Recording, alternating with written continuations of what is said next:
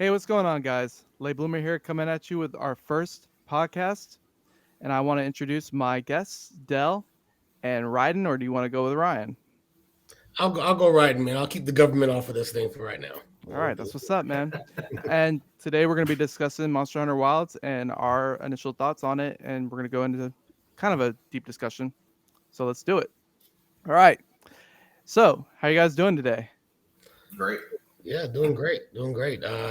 Feeling pretty good. This holiday season has been pretty all right. I got sick for over last week, so that kind of sucked to be off work and be sick the whole time. But other than that, pretty good.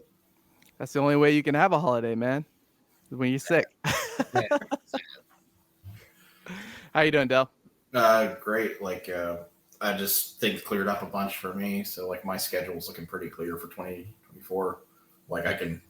It's like everything, all the complicated stuff is out of the way, so I can just focus on Tekken 8 and hopefully eventually Monster Hunter Wilds, and then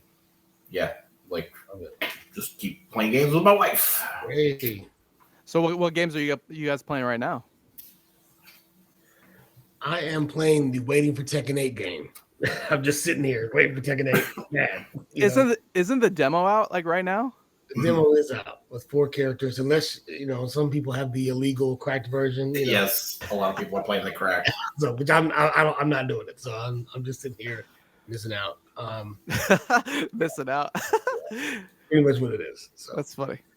Yeah, there was a little bit of controversy where some top players are suspected of having played it. Not to get too drama-y, but so they're suspected. So a lot of people are kind of justifying it with like, oh yeah, well if they're playing it, I'm going to play it. yeah. I mean, they got to get their unfair advantage, right? Yeah, They that's gotta what get- some of it is. Yeah, for sure. So, Other than that, I was gonna say. Other than that, I'm playing. Yeah, wait for Tekken 8 and Final Fantasy 14, and as fill-ins, I'm playing stuff that either my wife wants to play with me. Like right now, we're running like a V Rising server just because she loves that game, and then otherwise it's like single-player stuff. yeah. See, I wish that I was playing Final Fantasy 14 right now, but I don't know, man. It's just taking so long, man. I'm in Shadowbringers right now, and it's just like I just want to be done. Like I don't know.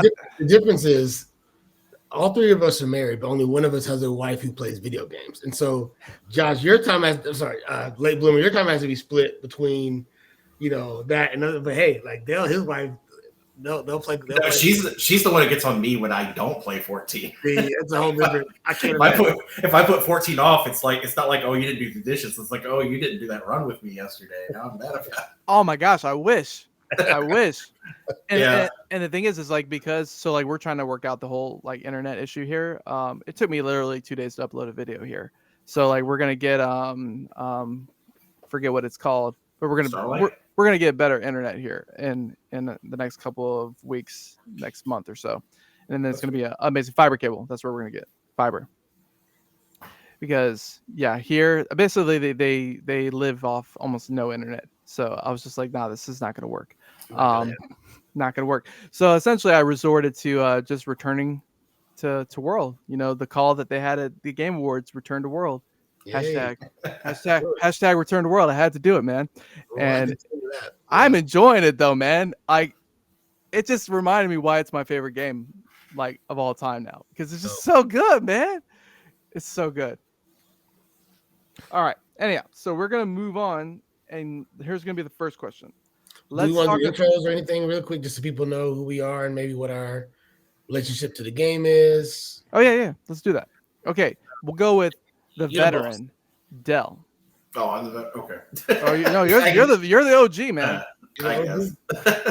Everyone says that, but it doesn't ever feel like I'm an OG because I have to keep up with so many changes and things. Let's see. So, back when they first announced Try, that's when I started. So like really late.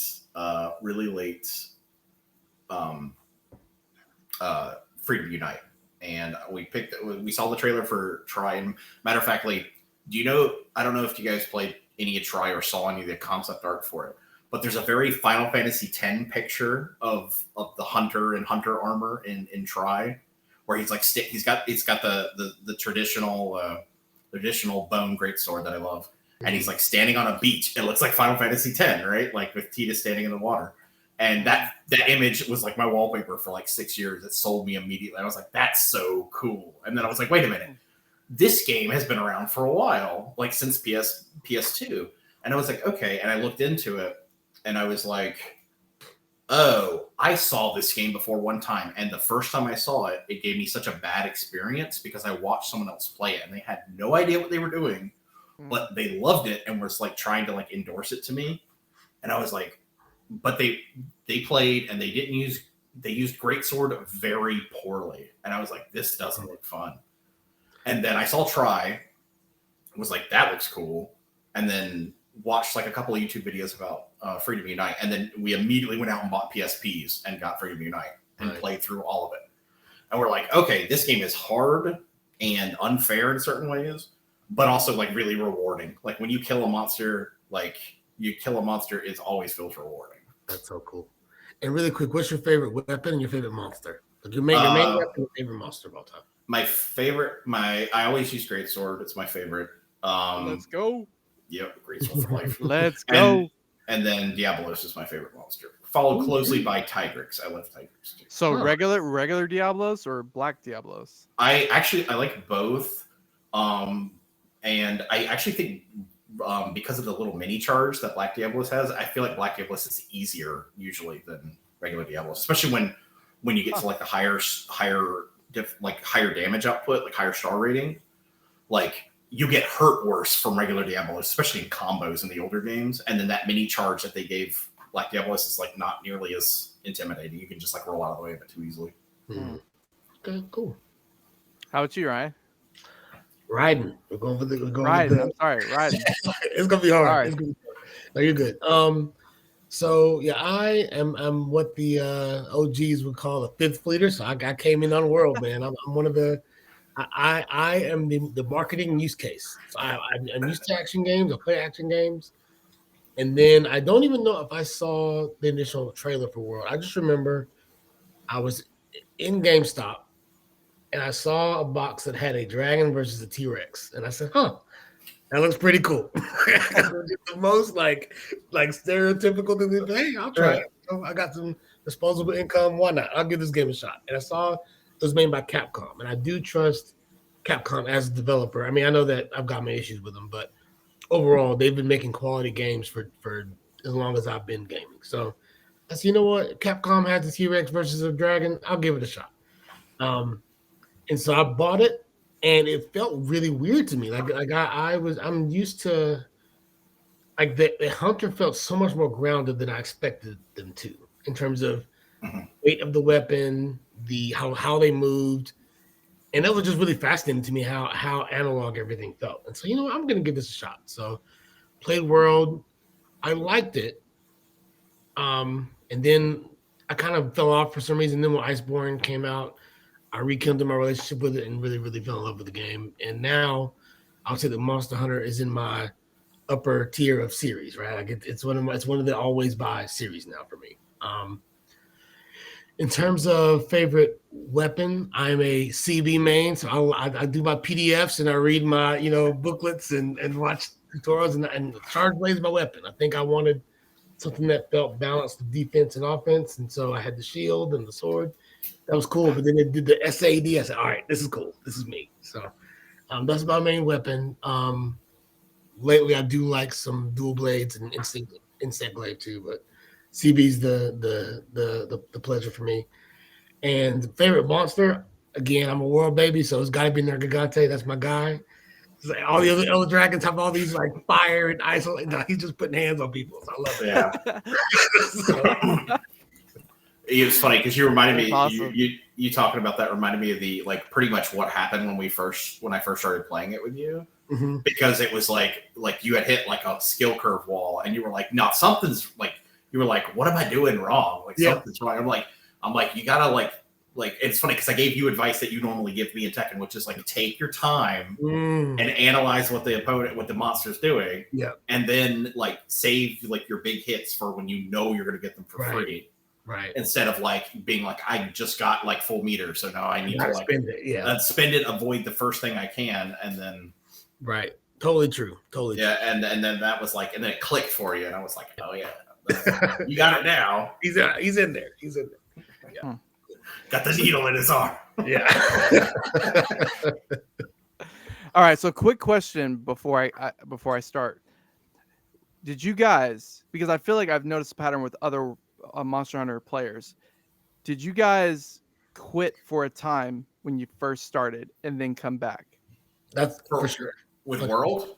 No, with Monster Hunter. Whatever Monster Hunter you started with, did you like start and say, man, this is too hard, and then you let it go for a little bit and then you came back? No, for me, that my letting it go coming back was when I saw that person playing it, who I don't even remember his name. It was like one of my brother's friends, and it was at like a party. And it's like, imagine someone introducing you to World, playing it poorly in the middle of a party when no one wants to watch the game and everyone's just kind of bored. That was my exposure to Monster Hunter, and that literally, had it not been for him, I probably would have seen the game sooner and found it sooner than what I did. Also, we weren't big on mobile, like on handhelds. Like I didn't own a PSP until I bought Monster Hunter Freedom Unite. So yeah. World had to be my first one because I'm not a mobile, like a handheld gamer person at all. So World was like, again, I'm the use case, right? Like, so that worked out. And in terms of, I did quit and come back, but it wasn't because it was too hard. It was because I did not understand the gameplay loop, right? Like I'm used to, like I'm again, by trade, I'm a fighting game player or an action game player. And for all my action games, there's a beginning and an end. And then for fighting games, it's different. Like you're just perpetually playing and getting better. I didn't quite get the appeal of, okay, so I beat the monster, I farm the materials, make better stuff. Okay, when does that stop? And it's like, well, it doesn't really stop. You just keep doing it. It's okay, well, I don't get it. And so after I beat like the first game, I was like, okay, I guess I'm done. It's over. So I didn't quite get the loop, which is why. Yeah, it's like a single player fighting game or a co-op fighting game. Right, which is different. So I'm like Raiden. I started with the Fifth Fleet, and I basically was kind of like, I saw the initial trailer. I saw it was at E3. I think it was E3, and they were showing just like the gameplay initially of him walking around and going through the world and stuff like that. And they showed Kuliaku. I was like, that looks really cool, man. I was like, but I'm not really sure about this, because I had never seen anything about Monster Hunter ever. I think one time I saw a picture of like Try or something like that in a pawn shop, and I was just like, this looks interesting, but I don't know anything about it, and I never went and looked into it. So I think a couple of months went by and World was out, and people kept saying it was really good, but I kept watching the gameplay, and I was just like, this doesn't look fun or appealing to me at all. I was like, maybe it's just one of those games I just gotta play, like, for myself.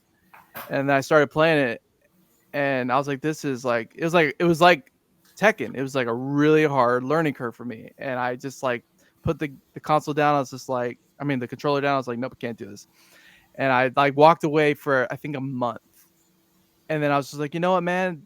I paid $60 for this game. I'm going to freaking play this game. I was like, I don't care what I have to do. I'm going to learn this game. And so I started playing it. And I think maybe like a week into it, I finally started getting the hang of it. I was like, this game is like really, really fun. And then I had to face Anjaneth, and I was like, I hate this game.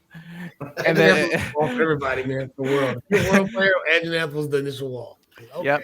But then I finally beat him, and once I got past him, like, I just completely fell in love with the game. I would say my favorite world monster is Basilgeuse, and my favorite Iceborne monster is Namiel. Who's your favorite monster of all time? Like, of all time? Yeah, period. Yeah. Green Plesioth. No. Teostra. I would say Teostra is my favorite if I have to just fight one monster for the rest of my life, and it's because of the theme. Like, I love the theme. Oh, it is good. The theme is so good. Yeah. So he would be my favorite if I had to never choose another one again. But but he gets easy, man. If you have a what was it? If you have a switch axe, sure. Nah, you just go on his face all the whole time. He had all that fire. and Nergigante put the paws on him. That's all I know. Is Nerg put the paws on him. Mm-hmm.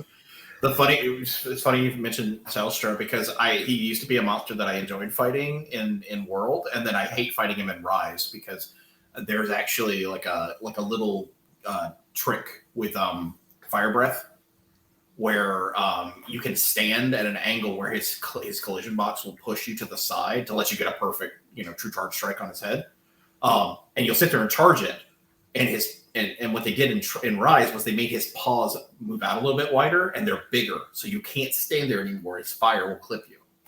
Mm-hmm. So you have to be way further to the side, and it's much harder to get that. But like otherwise, you could stand like right here and he wouldn't be able to hit you. Mm-hmm. But yeah, that's just one of the things I was like, I think it's because Rise is mobile. It feels like the hitboxes are more like they're not as granular as they are in World. Right. Hmm. I definitely think that's a thing that's going to be good for Wilds is if they're going back to big screen, like you're not going to have to worry about weird collision boxes as much.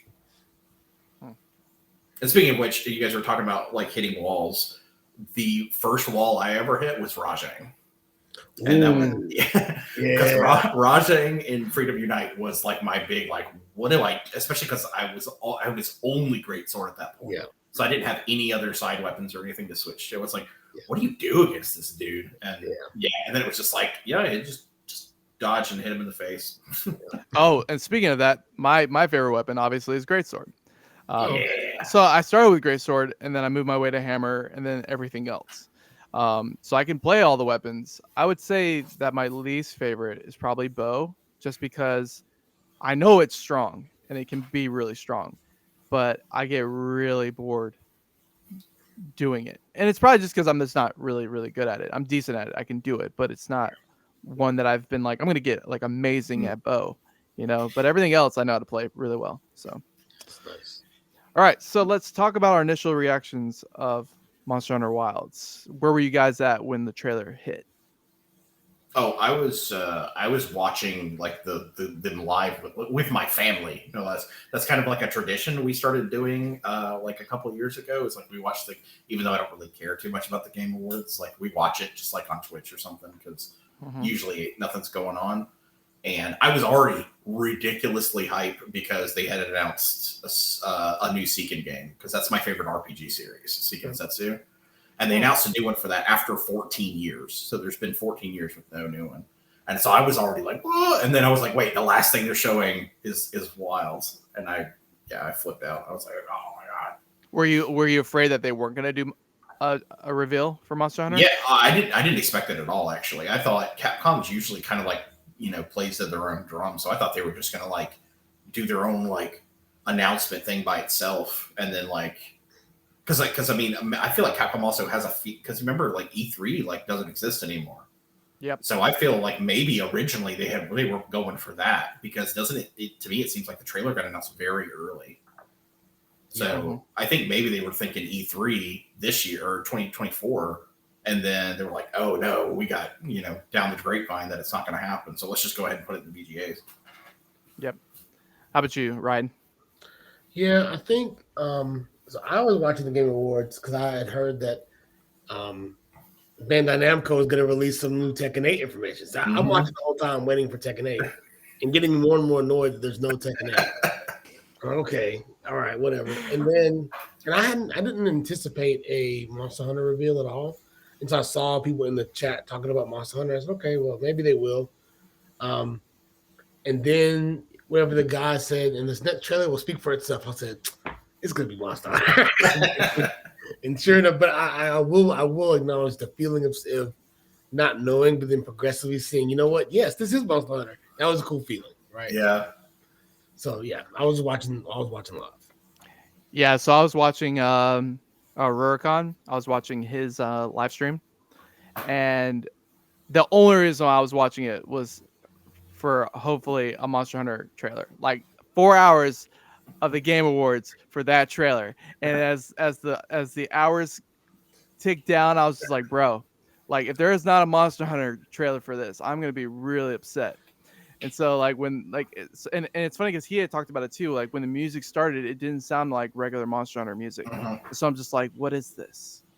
And then I see the guy, and as soon as I saw the greatsword, I felt better. I was just like, Mhm. it's Monster Hunter. I was like, but before that, I was like, dude, please don't put some garbage crap out right now. Please don't do this because literally 4 hours of my life has been wasted if this Yeah. doesn't come out.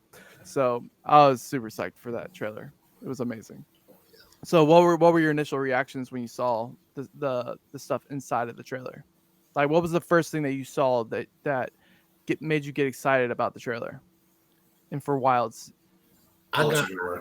I think it was how alive the world felt and how like massive the herds were.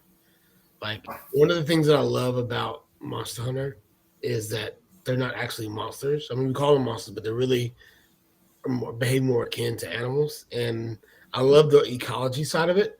And so when I saw just how like the herd was stampeding and you got these predators chasing after them, and then you're like running through the herd, I said, all right, this looks pretty cool. And I anticipate it'll be different than what we're used to. So for me, that's probably what got me most excited.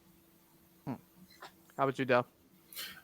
For me, it was honestly like the like Rise. As much as I enjoyed Rise, like the verticality kind of started to like grate on me after a while, and seeing like more traditional like open environments, but not just like open environments, like massively open environments. I was like, this is different because like if you remember with I forget if it was World or Iceborne, when they showed it and they wanted to show off like the climbing mechanics and all this other stuff, it's like it looked bigger. And then with Rise, everything looked bigger. It's like, yeah, you're zooming all over the map and everything. But then like once you got there, it felt kind of small. With this, it looks like you cannot see like the end of something in most of them. You're seeing like far distant things. And I'm like, I feel like this might be like a hubless game, but that's getting ahead of myself. Yeah, I feel like that's what's got me excited. I'm like, this is going to be, if this is world style like combat with like a bit more modern sensibility about like like the way you can move around and everything, and the mounts there are not like you're choosing between having a palico or having a mount. I would especially like that. Yeah. I'll say one more thing that maybe that reminded me of is when I saw the art direction, that it felt more like World. I also got excited about that too. I'm not a huge fan of the Rise art direction. And so, yeah, to your point, whenever I saw the Hunter and I saw the style felt more like what I saw in World, I was like, all right, this looks cool. Yeah, that's how I felt. Like that was the first thing that I initially was happy about, was that I was like, thank you, God, we're probably getting a sequel to World. I actually thought it was going to be Monster Hunter World 2, but they decided to just call it Wilds. But when I saw it, I was like, thank you, that it's going to be amazing looking. It's going to, obviously graphically, it's going to be on the new generation consoles, so it's going to look good. But the thing that got me most excited was maybe the potential for multiple weapons. Because and we'll go into probably why you would need multiple weapons, but that was just like, wait, you got a great sword and possibly a light bow gun on the side. I was like, that's gonna be amazing if that's even possible.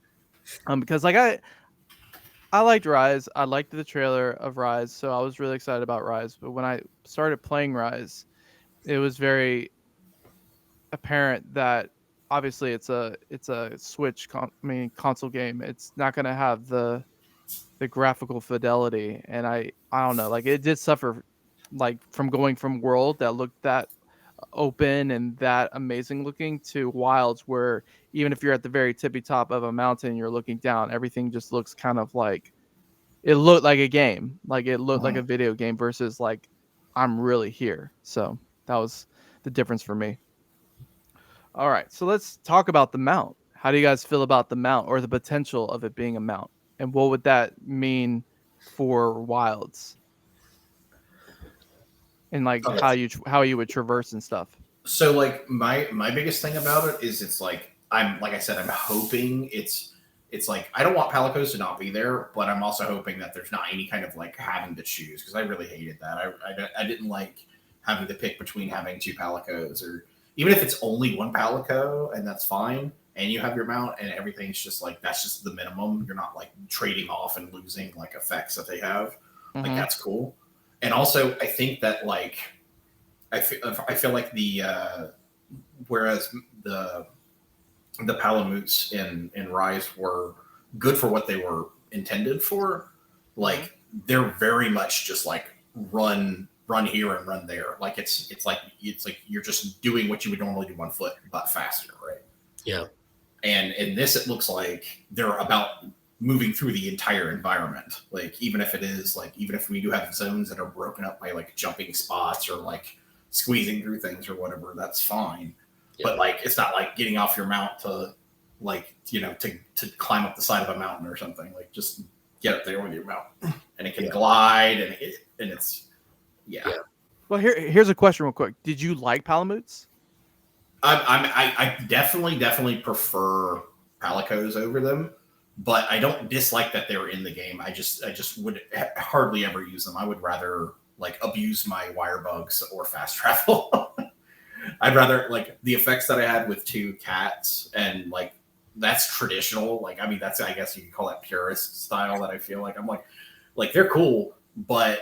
And that, and also the other thing about them is their combat styles were kind of like visually cluttering sometimes, which was already kind of a thing with Rise in the first place because it had like big anime hit sparks and all that stuff. Yeah. Mm-hmm. And I think like that a little bit of that was done to compensate for the graphic fidelity of the game. Yeah. Which is fine, if that's the aesthetic you're going for. But combine that with like if you're hunting with 4 people with 4 Palamutes, it just looks like a mess. Yeah. So I'm actually hoping that these aren't combat at all. I hope they're just travel and maybe like gathering and stuff like that. So I'm going to go a different route. I think that I actually would like to see them become more integrated into the game, just instead of just being a travel thing. Because to your point, once you got where you needed to go, the Palamutes weren't nearly as effective as the Palicos, right? There wasn't really a reason to pick them other than being impatient to get somewhere, right? But what if, I mean, obviously you got the 2 weapons potential and things, so they probably are more tied to that. But I mean, would it be weird if you had some moves you could do from your mount, right? Like even combat moves, would that be the worst thing in the world? I don't know. Like you mean like wyvern riding? But your Palico, I mean, but your on your mount riding. Yeah, like what if you could do mounted combat? Yeah. Yeah, what if you had some of that, right? I think that could be interesting. I mean, I wouldn't be opposed to that. They would just have to like balance it right because like yeah, of course, yeah, right. Because my biggest concern would be if like it's just not functional enough to be worth it versus the things you can do off the mount, right? Or like they kind of force you into it, like you can't fight this monster unless you're using the mount because it's too fast or something.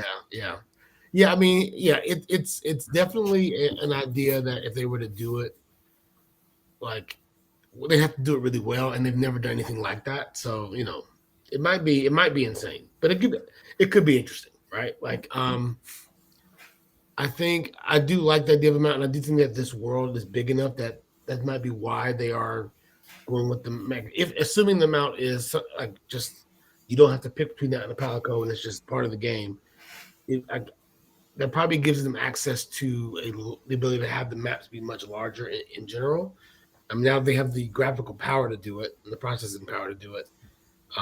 They could make the maps bigger and allow you to traverse them more easily. So I think it's interesting. I mean, obviously we don't know much about it yet, but I think it could be cool. See, on the mounts themselves, there's one thought that I had that is what I keep thinking about is I feel like if the world scale is larger, they're definitely changing kind of like the way monsters like advance and retreat from you. Mm-hmm. And I think that's what's going to be like important with them. Like it's like instead of just, he ran to area 6, let's go to area 6, like fast travel to it and, jump off and wire bug over there, or fast travel and then, run on your Palamute. It'll be like, there's like 2 or 3 areas on the map and the monsters aren't going to be around that. They're going to go to like some particular spot here and you need to get there on foot. Right. Yeah, see, I want no part of any of that. So, like, for me, the mount, I just want it to be strictly for, like, getting from one place to another. And that's if it's, like, just so out of the way that I can't, like, run on foot. Because that was one of the things, like, coming back to World again and playing it.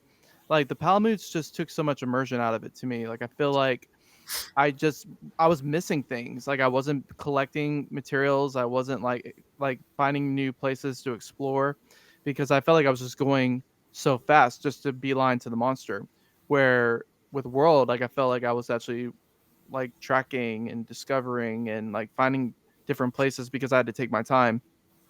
And so like I know that they had like the tail raiders in World eventually, but like the most you really could do with them was that you could just like jump off of them to potentially mount a monster, which is what I enjoyed. So like if maybe they could have maybe like one or two move sets, but it should never be something to me that's so broken that you're just on the mount doing damage to a Rathalos or something like that. I feel Well, like it's to be clear, I don't think it should be.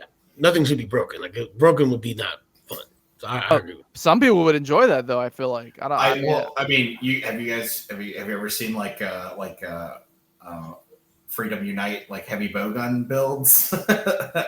So Freedom Unite heavy bowgun builds, like there's a couple where you're literally just staying in first person in the sniper mode, just shooting the entire time, not moving. Like oh my some God. like if you're high enough like gear level and have like high enough attack, you can just do that on some monsters, and it's very particular. But like I would just hate for there to be like armor skills for mounted combat or something. Yeah, I don't want any of that.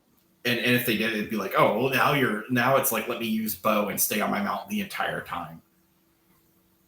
Especially because if you're playing with randos and like it's something suboptimal and they're just like, this is the only way I fight this monster so I don't die. And so you're dealing with like someone doing like 1/5 the damage of you because they just don't want to get killed by a monster or something.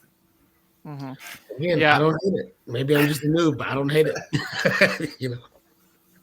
No, I feel like simple is simple is better in this situation for me. Like I like not riding, like to get from.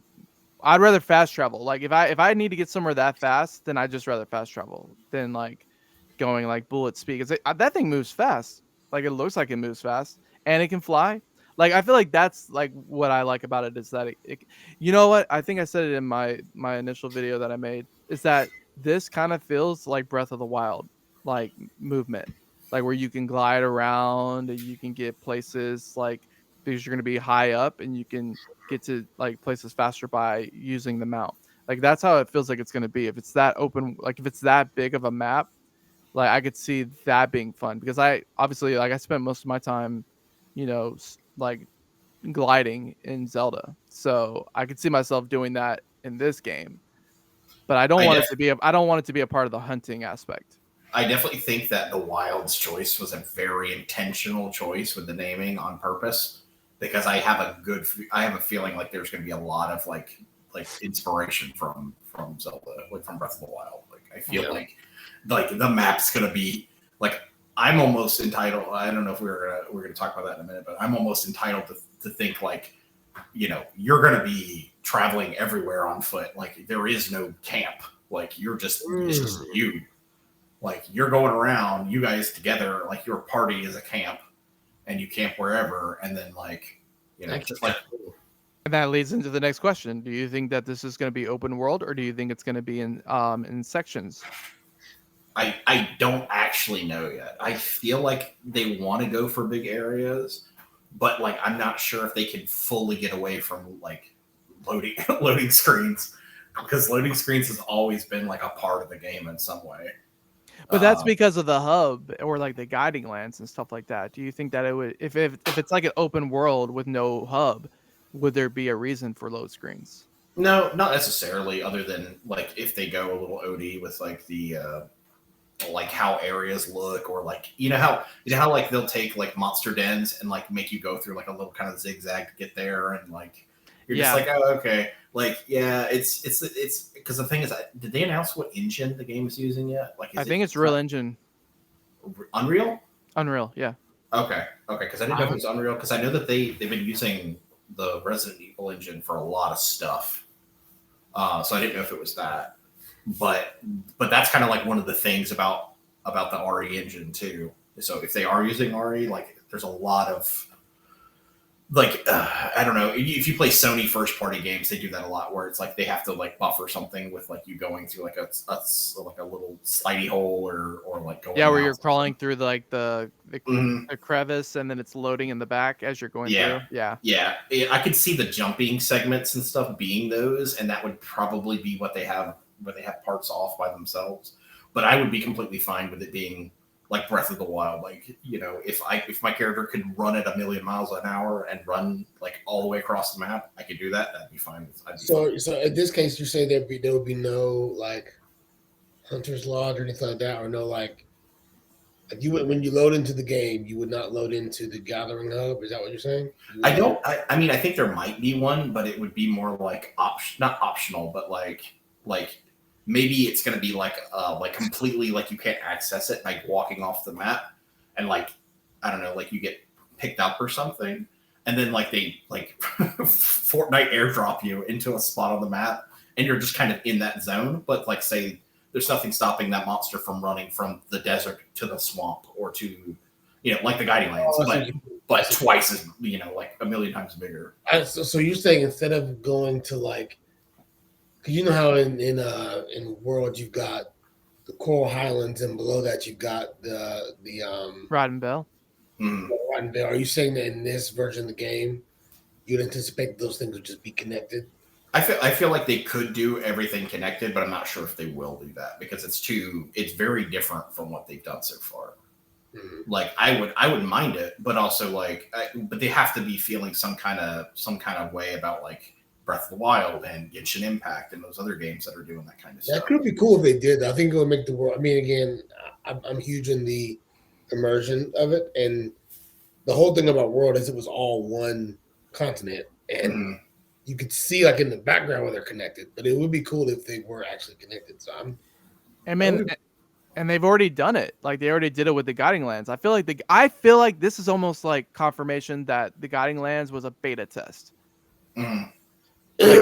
Like they were experimenting with that to see how that would go over with the community.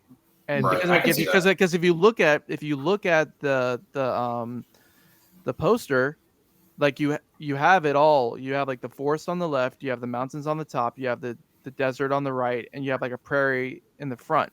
That could be just them showing us like what we're going to be like the maps that we'll be on, but it could also just literally be all these ecosystems are going to be connected to each other, and you're going to be traversing to every single one of them seamlessly, like the Guiding Lands. Well, I could see maybe it's like each area is like a loading screen, but you could go between them, and then like it's bare, or like maybe like the village, if there is a village, which I'm assuming there would be in some way, shape, or form, is maybe like dead center, and then you can just go to all the areas from it. Maybe something like that, because that would also make the things where things like the village gets attacked by stuff more seamless. Because it's like say you're going out and hunting something, and it's like, oh no, after that I'm going to go and destroy where you came from, so it like attacks the village while you're trying to hunt it or something. Like or that's like, really immersive. Yeah. So Dale is saying he would love the Rampage to come back. Nope. Keep that. They didn't even bring that back in Sunbreak. That's how bad it was. Yeah. Nah, dude, that thing was terrible, man. I don't need tower defense Monster Hunter. That's and I do want a hub at some point because I liked being able to just go and do training and stuff like that. And plus, like if you're crafting armor, you have to go somewhere to do that. Well, I didn't mean like there's absolutely no area. I just don't know if it would be like if the entire world is traversable with like one loading screen or like very little loading screens, as opposed to you cannot, like you're on a mission, you're on you took this quest, you cannot go to such and such. Yeah, I get it. Because I think especially too is that would be interesting to do things having monsters that are like thrive in multiple biomes instead of just being that desert one or the ice one. It's like there ain't no snow on this map. Yeah, but we don't. But I mean that's a whole other topic because they've already shown that the maps the weather can be very dynamic, so we don't know if that will always be the case. Yeah, rain, snow. Yeah. Ooh. Yeah, who knows? It would be interesting too if maybe there's, depending on like the area, like it's like if you're in the desert and it's hot, it's during the day, and it's cold at night. But like, yeah, with weather, that's going to be twice as like a stormy marsh is going to be crazy to be in. Yeah. Do you think that? Oh, like I hadn't even thought about this until just now. But do you think the weather could change weaknesses on monsters 100%. or your weapons? 100%. Yeah. Yeah. Oh man. I did. Sorry, go ahead. No, you go ahead. I was gonna say I could see, for example, if you're in the middle of a thunderstorm, like what if there's a monster that you're fighting that's really strong with thunder? Does that power them up? If a monster is weak to it, are they vulnerable to getting struck by it? And does it make it worse? Like, I could very easily see that being some changes that happen. Or if you think about something like Barioth, let's say Baroth. And let's say, he does this whole mud thing. But if it rains, does it wash the mud off, or does it make it easier for him to get more mud? Like, I don't know. Like, right. There could be all kinds of cool things with that. And I mean, one of the first things they showed is the weather interacting with a monster. So yeah, I definitely think that would be something interesting they could do. And there's so many monsters that play on like elements anyway. Yeah. Like you're gonna have so much fun with Rajang, Del. Yeah. And Rajang and Janoga in like a thunderstorm, it will be definitely one of the like in-game like achievement missions or something. Something else that this makes me think of is I thought about this the other day. You know how like in the whole thing with Elder Dragons is that they upset the natural balance and they're like these logical disasters. Like what if but every time you fight an Elder Dragon, the world is empty, like everything is gone. Like what if that was not the case? And now Kushala is here and literally there are tornadoes tearing everything up and animals are running for cover and like it actually feels more like this thing being here is causing the problem. That could be really cool. That's what my wife thought actually. She's like, that feels like the way it dissipated at the end. She was like, that feels like an Elder Dragon kind of thing. And I was like, maybe. Yeah. I feel like it should be. Like, did you ever watch the Netflix like animated movie? Yep. And how they described like when an Elder Dragon comes through, they like bring calamity. Like that's not really what they were doing in the world. Like Teostra wasn't really bringing calamity. Yeah, Kushala wasn't doing that. So that would be freaking awesome. And that's what I thought too. Imagine Tail coming to the forest and the forest is burning down right. Teostra's in the forest. That would be sick. It would. I agree. I'm getting excited thinking about it. Like like Karen coming down like with the lightning. Come on, man. I wonder, the thing is that makes me wonder if like the biomes themselves will be more affected like over time or something. Like if Telstra pops up and burns down half your forest, like how's that going to affect like the ecology there? Like is that going to matter now if like the environment? I love that. I hope they do it. That would be pretty cool. That would be a lot. Imagine I'm sorry if they do something like that. It's game of the year, no matter what. I don't care if they do something to that extent. I can imagine like the online complaints, but like, oh, I was trying to get such and such mushroom, but then like you burned down my whole forest. Oh well, that would be so sick. Are you kidding me? And then let's say Tail did burn down. I mean, of course, it goes back faster than real forest. But let's say Tail burned down the forest, and now for the next 5 quests, this biome is not what it's supposed to be. That's what I was thinking because because if you think about the guiding lands, effectively what you're doing was shifting the levels anyway. So if like instead of that, it was like, oh, you fought Telstra too much in this area and it got too burnt, so now like it doesn't spawn items or something. Like you have to wait for these mushrooms to go back. The animals aren't. There's certain things. Maybe let's say there's Puke only lives in the forest, and now the forest is burned down.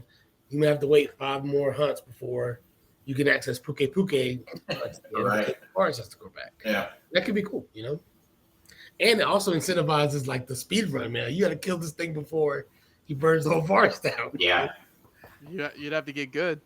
Yeah. Or you got to hit, let's say Tail does this big Nova move. You got to flash him before the Nova goes off. Because even if you dodge it, he's still burning down the forest with his Nova move. But that could do you think that they're gonna nerf flash pods like they did in Iceborne, or do you think that they're gonna let you just like spam them like in base world? Oh, I think they'll still stay nerfed. I think. Yeah.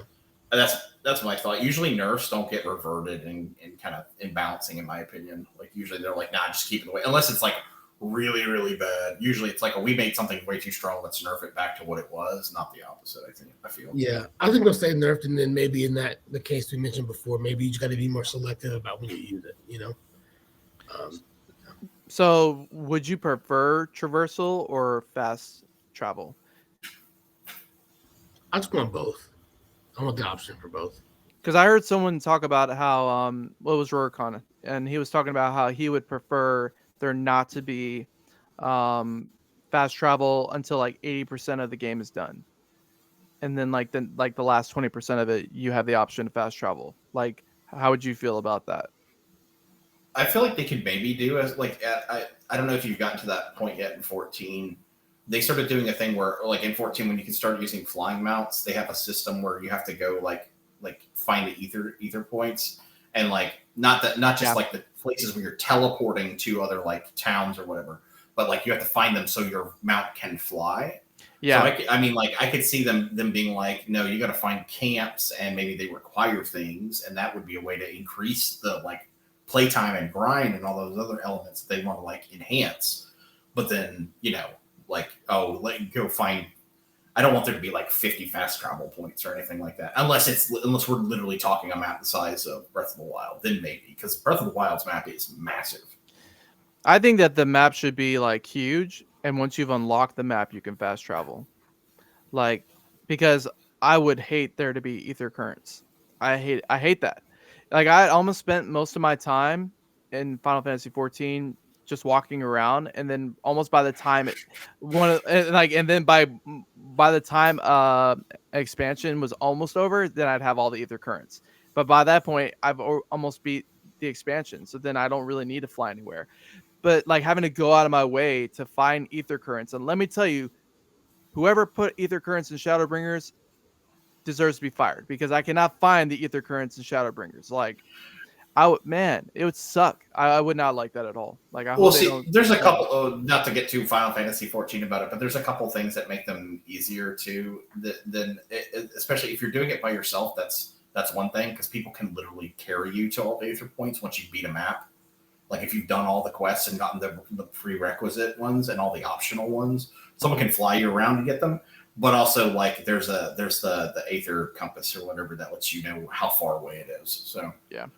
But I mean, like, that would still, like, at some point, you know, if there was any kind of system like just like the maps in Monster Hunter, like people just go, here's the map with everything on it, with all the camping points and all the resource maps and all that other stuff. Like, that'll eventually happen, even if the map's as big as Zelda. I mean, like, remember how many not Koroks, were they Koroks? The one there was like 999 of them. Yeah, Koroks and Korok seeds. Yeah, Korok seeds. Imagine how many there were in that. Like that's the scale I'm hoping the world is. But at the same time, there kind of has to be fast travel if it's that big. Yeah, and that's the thing, is like I would fast travel sometimes if I had to get to like a certain place and I didn't want to trek all the way there, or I would just use the tower and fly to wherever I needed to go. I very rarely, after a certain point, ran anywhere in Breath of the Wild or Tears of the Kingdom, because it's too big. It's too big. Mm-hmm. And that's kind of like I don't know how because I've never played. I played the first Red Dead for a little bit, but I never played the second one, and I'm not sure like how like fast traveling works in that game. But most of the time I see people like moving on foot, and then I'm like, man, that would get so old. All right, so quality of life stuff, like hot drinks and cool drinks. Are you for or against? I'm actually usually pretty neutral about them. Like, I don't mind them too much, but if they are in the game, I'm gonna have to hear my wife complain about them because she hates them. She does, because of she always wants to bring extra crafting items to make different ammo types depending on what she's using. And especially like she wants to have more space. So anything that frees up more space, I'm like okay with. But as far as like them being an element in the game, I don't mind it too much. But I mean, I dealt with it forever, so I kind of just don't even think about it.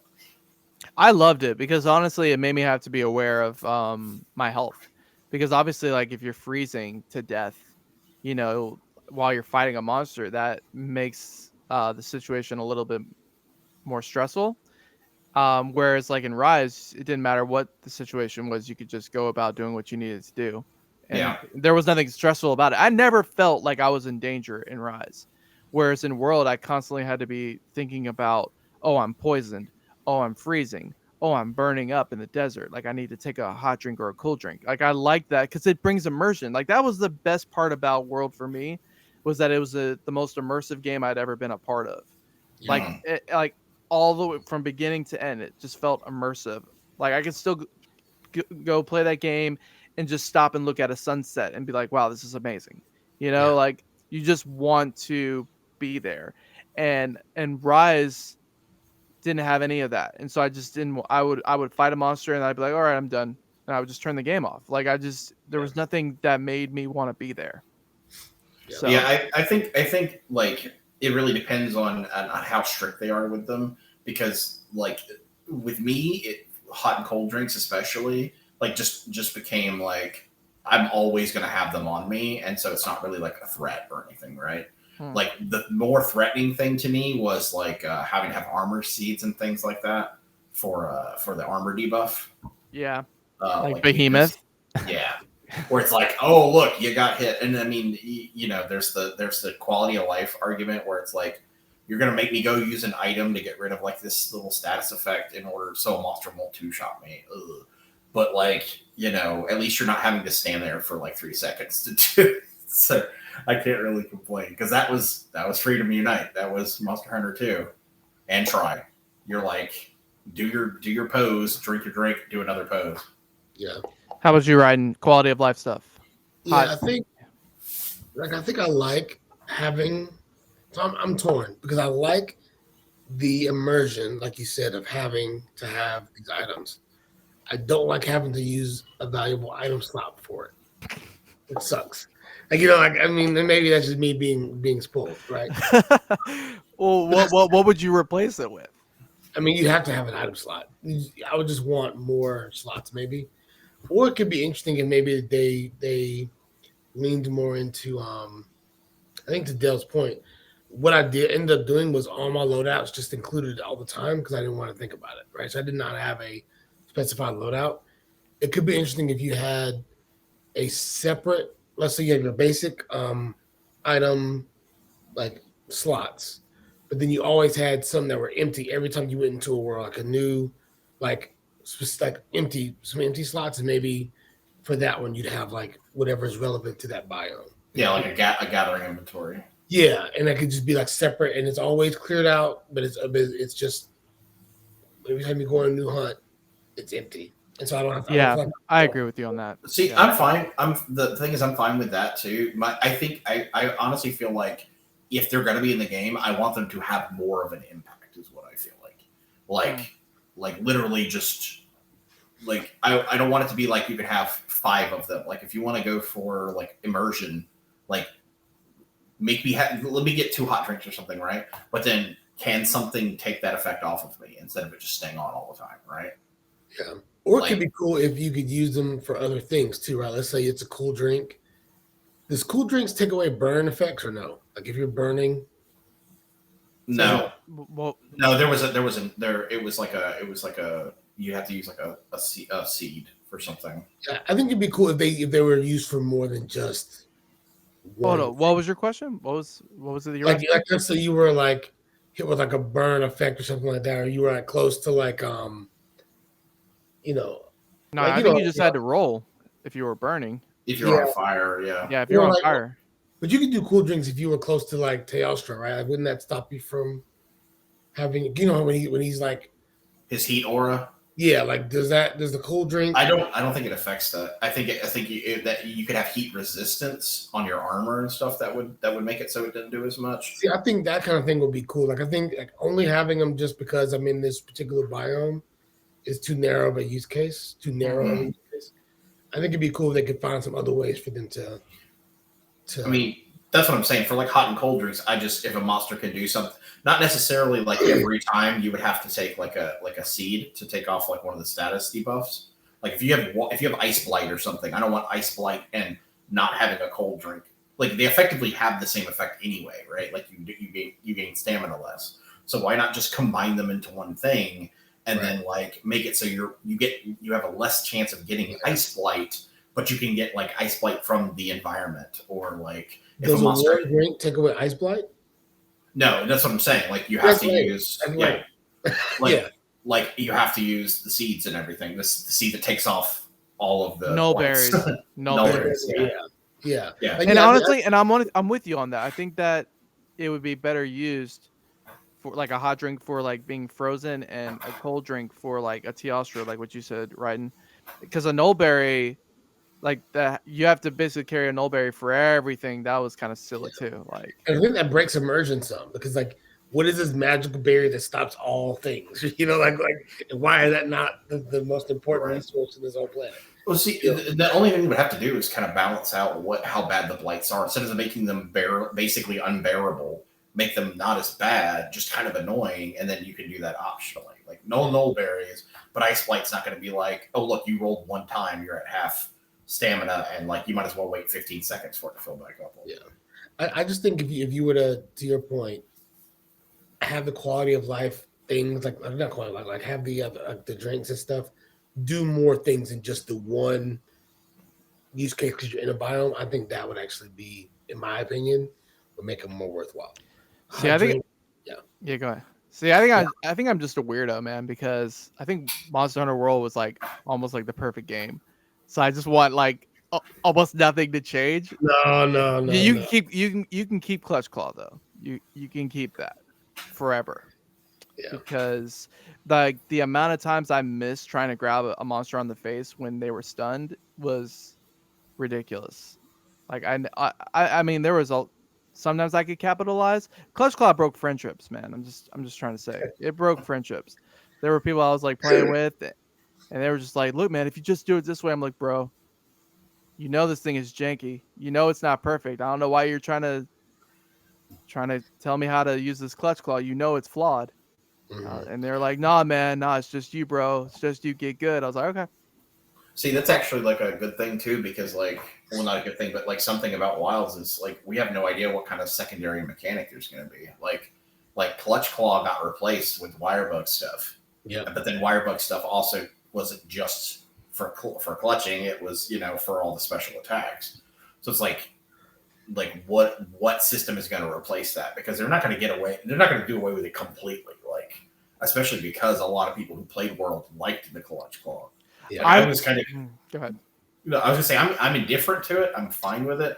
I felt like it got a little overused too much. Like maybe like one Clutch Claw on a monster per fight would be okay. When think about it, like you're farming a monster, like Clutch Clawing him 3 times in a fight and then just like wailing on him just was like cheesy. Because you had to tend your eyes and all that. Yeah, it was. Yeah, and then in Rise, like you're running like the meta in Rise was get on the monster, beat the crap out of the other monster with him, let him go away, and you end up doing like 20% of their life and like getting a free knockdown. It's like, ugh.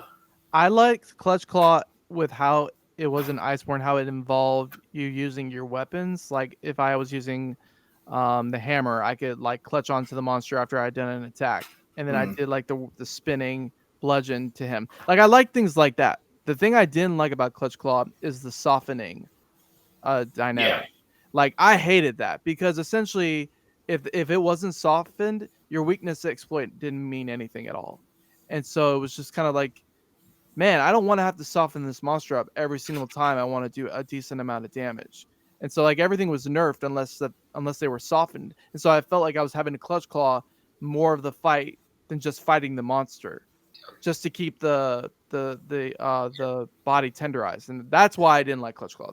If they brought Clutch Claw back and took that dynamic out of it, I'd be fine with it. See, my thing was like I also most of the time when I'm speaking about things too, I don't ever play Monster Hunter by myself, so that's part of it. And definitely like I never had to deal with like Clutch Clawing things usually myself, because it would be like if I didn't get it, Mitch, my wife would get it.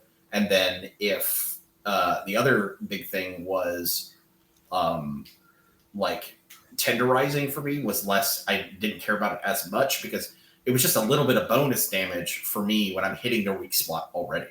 Like weakness exploit working wasn't you just got more damage total for having it. So it was optimum, but if you're killing the monster 30 seconds faster, with the way we would play, right? It would just be us two.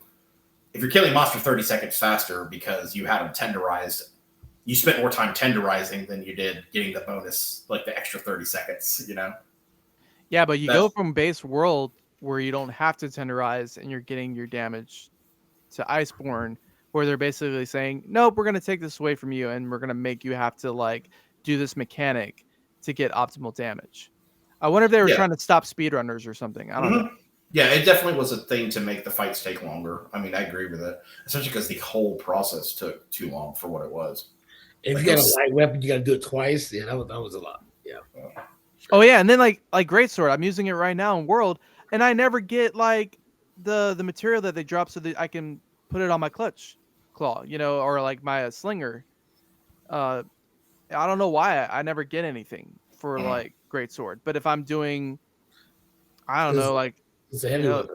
Yeah, I know, and it's just like, but I need it too. I need it. No, I'm serious. All right. Speaking of which, did they show in the trailer? I was going to say, speaking of that, like going on to Clutch Claw and stuff, the only thing they showed them having was a great sword and like the satchel with like. They had a slinger. They had a slinger too? Okay, I didn't see that. It had a slinger. It had what it looks like a lipo gun and the great sword. So here's that question. Do you think that we'll have multiple weapons? And what do you think? How do you think that they'll go about doing that? I hope so. I would love that. See, because I think that if we're traversing this world and we don't really have a hub that we can get to at all times, I feel like you can change up your strategy. So instead of going to a camp during a fight, you just go to your mount and you grab your light bow gun or whatever other weapon you decide you want to go with and change your strategy. So it's almost like scroll switching, but not scroll switching or I would love switching. Yeah, I honestly think that's a good idea too. The fact that they showed him with a great sword and a bowgun gave me one worry that I really hope they don't do. What's that? So Namco has their own Monster Hunter game. It's not Monster Hunter, it's God Eater. God Eater, my biggest deal with God Eater is the fact that ranged is mandatory. And I don't like playing ranged because your melee attack, like you would have energy for your physical attacks. And then when you ran out of stamina for them, I forgot what it was called, you'd have to go back and use ranged. And the same thing for my wife. She doesn't usually want to play ranged, or if she wants to play ranged, she doesn't want to fight something up close. So then it was the opposite. It's like, no, you have to melee and you have to range. I hope they don't do something like that. Or I hope that if the mounts are important, that you're not like, I can only use bowguns on mounts and stuff like that. Yeah. That would just, I would not like that. Yeah. I would hope they wouldn't do something that stupid. Hopefully, like, you would have access to two weapons. I think that of your choice, right? Of your choice, yeah, of your choice. I think what that could do for the longevity of the game would actually be really healthy, because I mean, it encourages players. Not that you have to. If you want to pick one weapon, you can, but it encourages people to explore more, right, and try new things. I think as someone who, like, again, I love the CB. There are some matches I hate using CB for, and I think being able to, on the fly, also choose my insect glaive or choose my dual blade, I would love that option to switch between those, right? So you gotta learn the matchup with CB. That's all it is. I know, but some of them, I know they just suck, and it's not fun, right? Like, it's not, you know. I was gonna say one more thing. I think though, if they do if it is like you're effectively like a moving camp so much, which I would like, that would play into the world being much bigger and like feeling like you're going out on like an actual kind of like adventure or like escapade or whatever, like every time you go out, like what if you can just like remotely take quests while you're out in the field, and then like you're taking quests out in the field and like just staying out, like you're not coming back to the camp unless you want to craft something, right? Like, oh, go and actually gather things, like utilize the system that they've had since World, but not just, oh, I'm picking everything up on the route to the monster that I'm going to kill in 10 minutes and then teleporting back to camp. Like, make it so like I'm out. I'm picking herbs. I'm making healing potions, and I'm getting stuff I need for the next monster I'm going to go fight. Right? Mm-hmm. Do they? Yeah, because like I like the idea of a moving camp instead of Yeah. like those little camps that you would go to during a fight, because then like I said, like it's like what you said, Del, it incentivizes you to stay out Yeah. and about. Yeah. Did they ever establish if Zora Magdaros was the Guiding Lands? Like when he died, he created the Guiding Lands. Never heard that. Was that ever established? I feel What do you like mean, that. like, I feel like that was brought up in Iceborne. I thought that when he walked through something that created the Guiding Land. Maybe, I don't know. No, I thought like it was like his corpse. Like he Yeah. that's what I thought. He died, and then like his body produced enough energy for what made the Guiding Lands. I don't remember that at all. Because I was thinking about this area that we're going to be at. I think that they're trying to establish that it doesn't have a settlement essentially, and that we're kind of creating, the settlement, like Yeah, it's as wild. we're moving through wilds, like Right. we're it's like the frontier, like we haven't even explored this place yet. And so I'm just wondering, I was trying to remember if Zora Magnaros was already like the Guiding Lands, or if this would be the Guiding Lands, or I mean this would be Zora Magnaros's corpse, because that would be insane. Because like I don't know, man. I mean, he wasn't this big though. Like he was big. No, I could definitely see. I mean, I definitely feel the vibe that this is going to be like you're going to feel like you're exploring a frontier kind of thing, but not frontiers.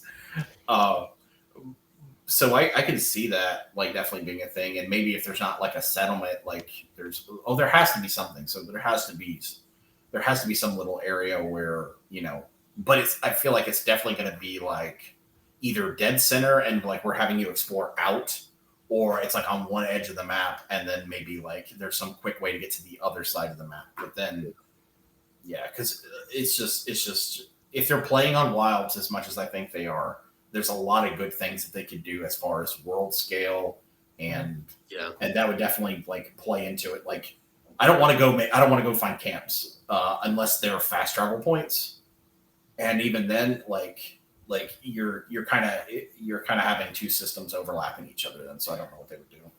Do you think I could see that being a thing to where if you are the moving camp, pulling in especially with the party, pulling in a little bit of that Final Fantasy 15 vibe a little bit, where it's like maybe make it a reason to go with your party to your camp and build up some of that rapport, camaraderie. Like let's say if you were to have you're in my lands or whatever, we're doing a camp, but if we do a meal together, that boosts the stats of the meal, right? Like I see some really cool things like that. What is Final Fantasy 15? What's that game? I don't know. I don't know what that game is. The game is terrible, but one of the cool moments we did have was when you would go to camp with your bros, man. With your bros and homie with Ignis. Yeah, he would cook some, cordon bleu and mushrooms. And okay, cool. I come up with a new recipe. But yeah, I think that could be cool if, as a party, we had a camp and we get bigger buffs for having meals together at this camp at the same time, and you can show all the characters eating around the fire and like little immersion moments like that. That I think could be really. Yeah, but you'd only have your Palico, unless we're. Yeah, I'm talking about as your like as a group we're on a party, right? Like let's say like as a hunt, like all of us going on a hunt together, right? Oh, yeah. I do think that would be a good dynamic too, because like if you've ever seen any of like the older like intros and stuff like that, where like you have it's like the team, and like and always in Monster Hunter lore, it's always like you're a team of 4, you're going out and you have to do things like legitimately scout where the monster is, plan like your method of attack and stuff like that, and stuff's never actually really implemented in the game. It's like having like traps being real serious stuff instead of like something you spam on a monster to get a bunch of free hits, or like bombs being more than just 1 or 2 useful things. And if the world is like super expansive like that, and you are like moving, and there could be stuff like that too, where like you maybe the game tells you where the monster will be in a general area, and like you can preemptively do things. Yeah. So I don't know. I just think it would be. I just think that like they would have. There's going to be some core fundamentals changed about the game if it is that big. So a pop question: handler or no handler? A different handler. I like the handler. I like a handler, but I didn't like the main one we had. From which one, World or Rise? World. Oh no, she was derpy, man. She was super. Yeah, derpy. I didn't like her. And they would always say us. Like, what do you mean us? We didn't do anything. I did all this. What do you mean we? I mean, half the time we're saving her, man. Like she's putting us both in a precarious situation. Yeah, it's like I'm not a fan. Not a fan. I like all the NPCs, but I definitely like the fact like that's one of the things that they did good in Rise is definitely put some NPCs that will fight with you. Yeah, like that definitely is immersive too. You'll be like, hey, like if you do have to go back to a hub and you're coming out and a monster and there's like, give me a reason. Like like all those people always ask you to. It's always like, go do this, go do that. It's like, well, come with me. Okay. Yeah, when you first fight Vitalis, they all leave. They're really everybody leaving. Yeah, it's like okay, all right. Yeah. I have mixed feelings about the NPCs on Rise. On one hand, I liked them, but I liked them probably for all the wrong reasons. I liked them because I couldn't play with you guys half the time, but I wanted to play with you guys. And the thing is because it was on Switch, it made it even harder to make friends on Switch because you could only have 4 people in a session, and it was just almost impossible, like to really get anybody that actually wanted to do stuff. Like at least in Generations Ultimate, you could get a session going, and people would take turns, and like people would communicate what they wanted. Like I don't know what happened, but in Rise, it felt like you literally were just always fighting with strangers, and so the NPCs were like kind of like a reprieve from the loneliness. But I would have rather played with like actual people, which is what World provided. I get it.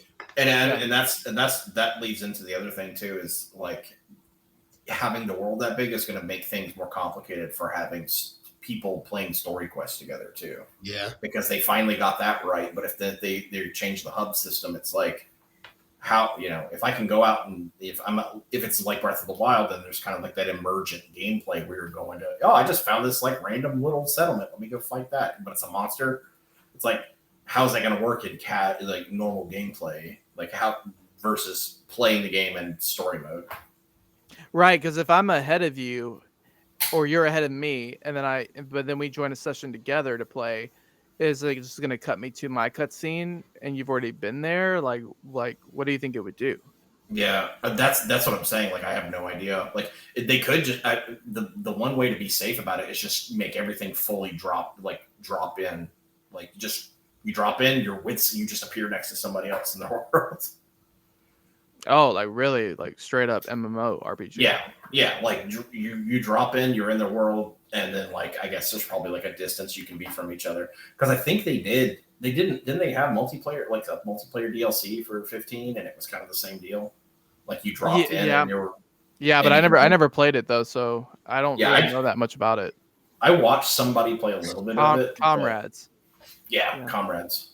So maybe a little bit of that too, because this game's been in development for like 6 years or something already, probably. How many deaths would you have though in a world like that if you're fighting a monster and someone just randomly dies while they're next to you? They could not even be a part of your fight. They just had to randomly run past you and die. Is that a death against your fight? Like, how would that work? Yeah, I don't know. That's going to be really interesting to see how they do that. Yeah, because I mean, you just reduce it. Like, maybe there's like a total number of carts, and then there's a number of carts you can have personally. I hope it's sessions. Like, I hope it's not so open world that anyone could just be on the map. I hope it's like 16 people can be in a session, and you can pick who you're playing in that open map with. Like, I feel like that would be cool, because then everyone's dedicated to play together. Mm-hmm. Yeah, because I imagined if it was server based, but like you open a lobby and your lobby is your whole map, that's chaos. Yeah. Oh, dude, that'd be horrible. I mean, that's how. I mean, I've not watched a lot of Frontier, but from what I know about Frontier, like I think there's like some battles where you can have more than 4 people in there, but I'm not positive. So, what? You have anything to say, Ren? All right. So, What do you want to carry over to Wilds from World or Rise, or from any of the other games?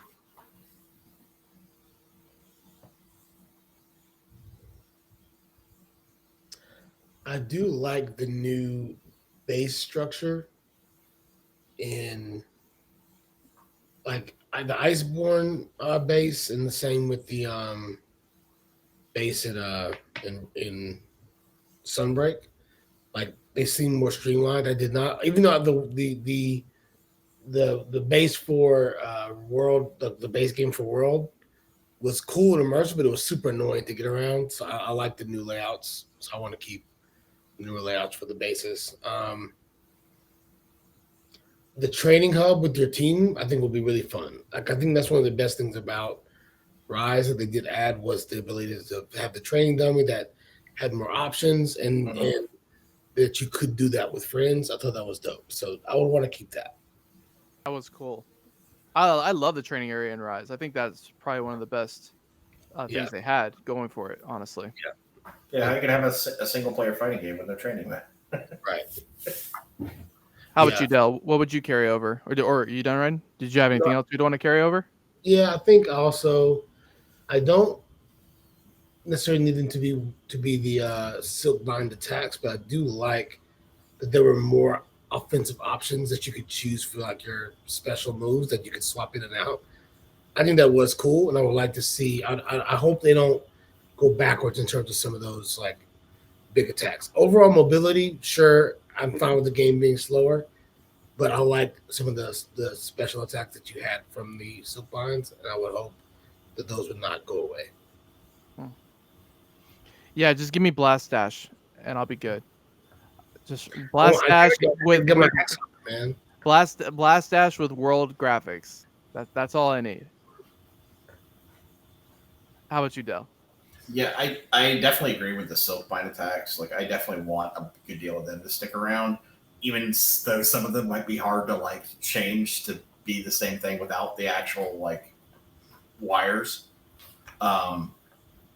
As far as like, I do want them to keep a focus on like story and characters too, because I feel like that's honestly where they like hit the stride properly with World in the first place. Because even though, say, like a lot of people don't like some of the NPCs, like they actually like did well in that game to make it more immersive. Whereas like it felt like if you definitely feel like Rise is too gamified, like it feels like you're just doing missions from a lobby. Older Monster Hunters absolutely would feel that way to you as well, because like you'd go and talk to an NPC and yeah, like they were cool and all. But like you never saw like them out in cutscenes and stuff like that. You might see there might be like there was like if I'm thinking Try, all the monsters had like cutscenes where you would see them the first time, and there were a couple of cutscenes that showed the village. Moga, no, yeah, was it Moga? I forget. Anyway, but none of the NPCs ever did anything for you. Like they were never with you anywhere. They never like had like anything. It was just dialogue, and that's how they were up until then. And with World, they were even with 4. I'm sure that there was a little bit more of it, and they had because in World and 4 they had like you had different hubs and the characters followed you around. There was a little bit more characterization, but in World, I think that is the strongest thing, other than the quality of life changes that made World popular. So I would hope that they keep that stuff. But as far as not having things. Yeah, reduce the verticality a little bit, I think. Yeah. Even if it's easier to traverse, like reduce it a little bit.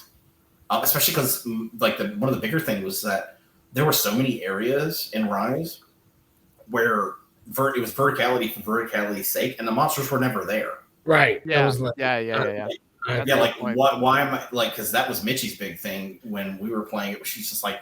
What like this ledge is here just so you can jump down on the monster. That's it. There's nothing else here. So what if the verticality was like still there, but it was like World, where if you're like in the Coral Highlands and you have to go find Legiana, that's all the way at the top, or Namiel, that would be at the top. That was verticality, but that's like have more of a purpose though. Yeah, well, that's what I'm saying.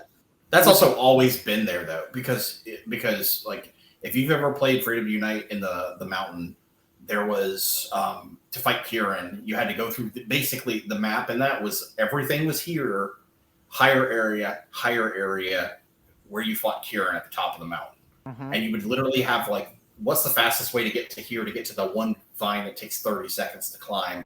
Now I'm on the top of the mountain. Pray to God Kieran doesn't knock you off the mountain, or like you don't die because you have to do the whole thing again. Right. Like that I don't like in that sense. But like I would want verticality where like the monsters use it and you have to like if I'm going from one mountain to another, it better be because I could fight that monster the whole way. That's cool to me. Yeah. Yeah. But not like, oh look, the monster has a nest at the top of that hill, so I have to climb. I have to go through like a maze to get there. So because a lot of those anyway, they put a camp near it anyway, so it was like it defeats the purpose. You're like doing like the last couple. It's like you still have it, but you dampen it a little bit by putting a fast travel point near it. You know. Sorry, go ahead. No, you're fine. So like joking aside, besides Blast Dash, because for gameplay that was amazing. I'm sorry, that was like the best move ever. If I had to bring anything from Rise, is that I just want the immersion like factor where like I'm tracking monsters. You know, like because like in Monster Hunter in Monster Generations Ultimate, you'd have to do like a paintball, right? Like you'd find the monster, you'd paintball them, and then you'd follow like that, and that would be the way that you would follow them for the rest of the time. And if you took too long, then the paint would fall off, and you'd have to remark it again. Where in World, you know, you track the monster, and you had to get so many tracks before you finally actually knew where it was on the map. Where Rise, you basically knew where it was. You knew it would have a question mark, but you knew there was a monster on the left corner of the map, and you just had to go find out if it was that monster or it was another monster. I didn't like that. So I want the tracking to be back, you know, with the tracking bugs. I forget what they're called all of a sudden. Scout flies. I want scout flies back because I liked, you know, like the nuances that World had. Everything about it was saying, we want you to take your time. Like, we want you to pay attention to like everything around you. And like, that's the main thing I want them to bring back in Wilds. And I think honestly, even from the trailer, it looks like that's what they're doing. Funny thing about that is they could have done something like that with the Palamutes, right? Where like, exactly. They're just tracking shit, you know, like they could have had here's the scent and the Palamute's going to track it. So maybe they'll do something like that with the with the mount. And if they did that with the mount, I'd be absolutely okay with that. I just want there to be like, I don't want to be I didn't like the I understand like there's kind of a theme with the consoles versus like the handhelds. Like the handhelds are more arcadey, you know, like because you're on a handheld, like you might be you're on a bus, you know, going to work or something like that. It's supposed to be quick. You're supposed to be able to get in and get out. But like for me, if I'm at the house on my Switch, I would have liked to be able to take my time. But if you're playing with anybody, everyone was literally on their Palamutes bum rushing to the monster. I mean, usually the monster could be half dead by the time you got there if you were that person with 2 Palicos. You know what I'm saying? And it was just like, man, come on. Can we just like take our time? And they're like, nah, man, we got some hunting to do. And I'm like, no, you got some oh my God. Before we lose track, please take the voices away.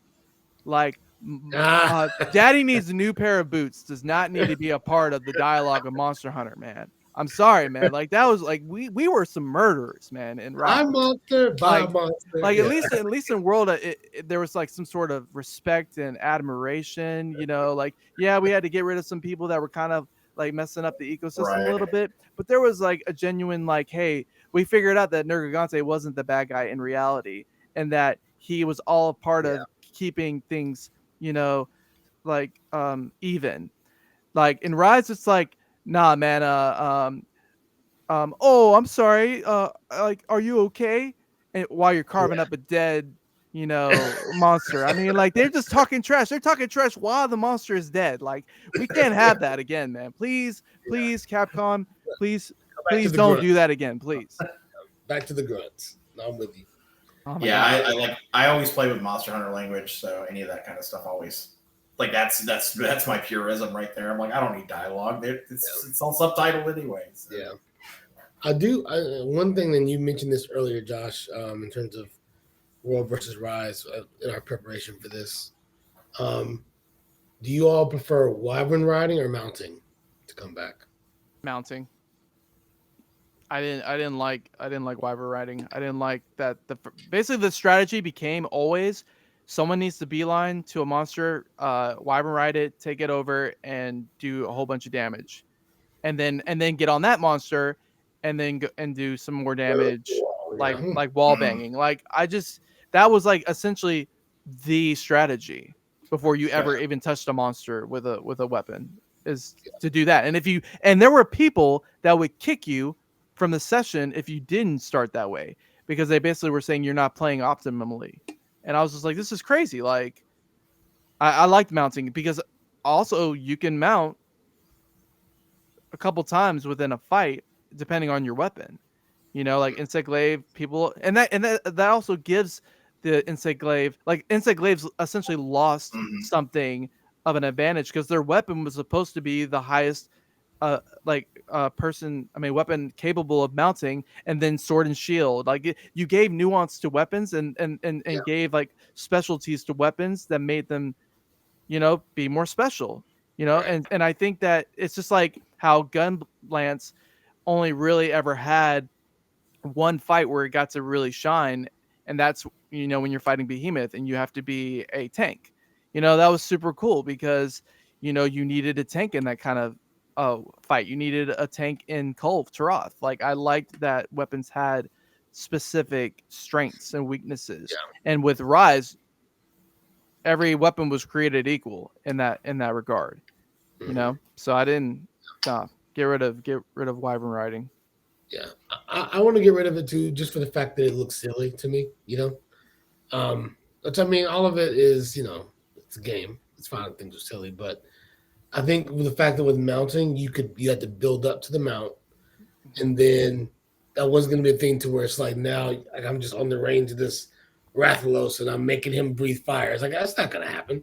Like that's weird. Like that like this thing that doesn't want to be ridden is now doing special attacks on my behalf. Like that, I never thought about it like that. That's weird. It's like my thing with it is I know my opinion as to why they did it was because they were like, we need a way to change mounting to make it more generalized so everyone can do it.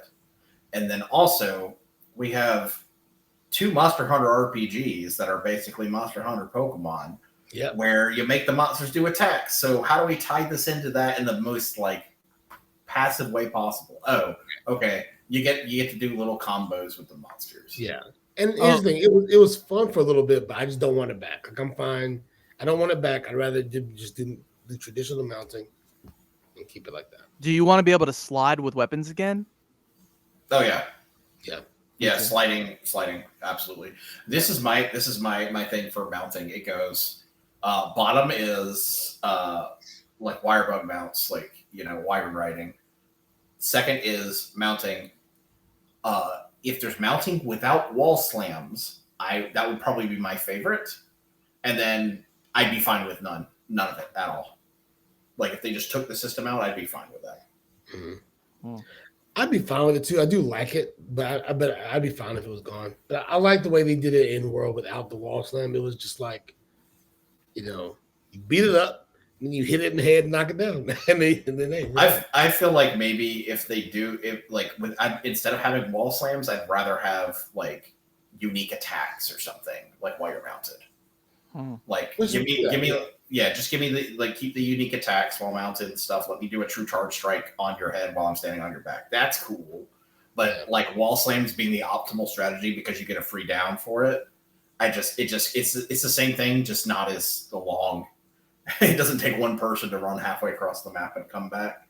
Yeah. And really like if you think about it, like if that already kind of cheesed me a little bit with like that's tedious. Then like doing it in Rise was definitely tedious. I also like the pause that it gave in World where you're fighting the monster and then one of your teammates mounts it.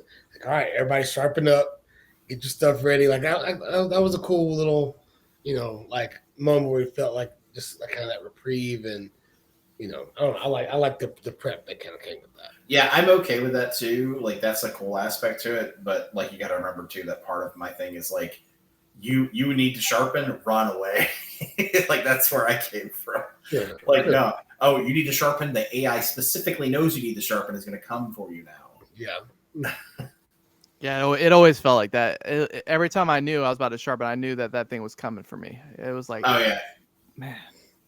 The people used to swear up and down that like the AI was like really selective about things, and there was like a hidden like aggro meter and stuff, and like World felt like that to me a little bit more so, but like Monsters and Freedom Unite and Try could be really ruthless with that kind of stuff. Like they would always like it feels sometimes like you get targeted a little bit more often when you're hurt, but like Monsters will combo you, and they and I feel like they should combo you honestly because that's part of learning it's part of their learning curve. Yeah. Again, I think that also to immersion, like it makes sense that if an animal sees you're weak, I would attack you. Like I think that's kind of cool, Mm-hmm. Yeah.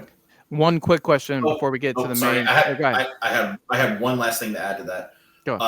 One thing that they definitely added to Rise that I want back that wasn't in World that bothered me.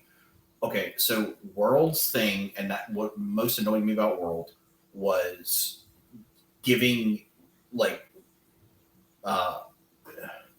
where they made monsters like their pattern is predictable, but then they gave them some other element that was a pain to deal with that you couldn't disable or you couldn't take off. Valhazak, like that was like why is this dude like this? And then in Rise, what they did was they went, let's take this traditional attack that's literally been the same for like 20 years and give it another option. That is what they need to do. Expand the monsters' move list so that they have more choices.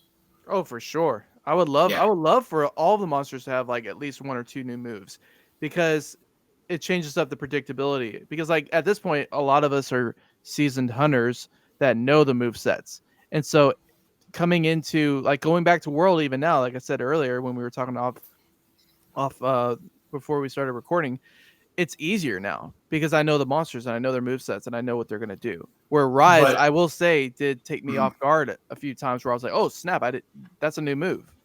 Well, I don't just mean just new, because one of the things that they did was they gave monsters like when me and Ryan played Rise, I specifically called out they had like a thing I would call a stop hit, which was like basically like a really quick short attack that like didn't do a ton of damage, but it was super fast, much faster than anything else they had. And so many monsters got one of those added. And then they took a bunch of like iconic moves and then gave them a variation that looks the same and then is a mix-up basically. So it's like a 50-50.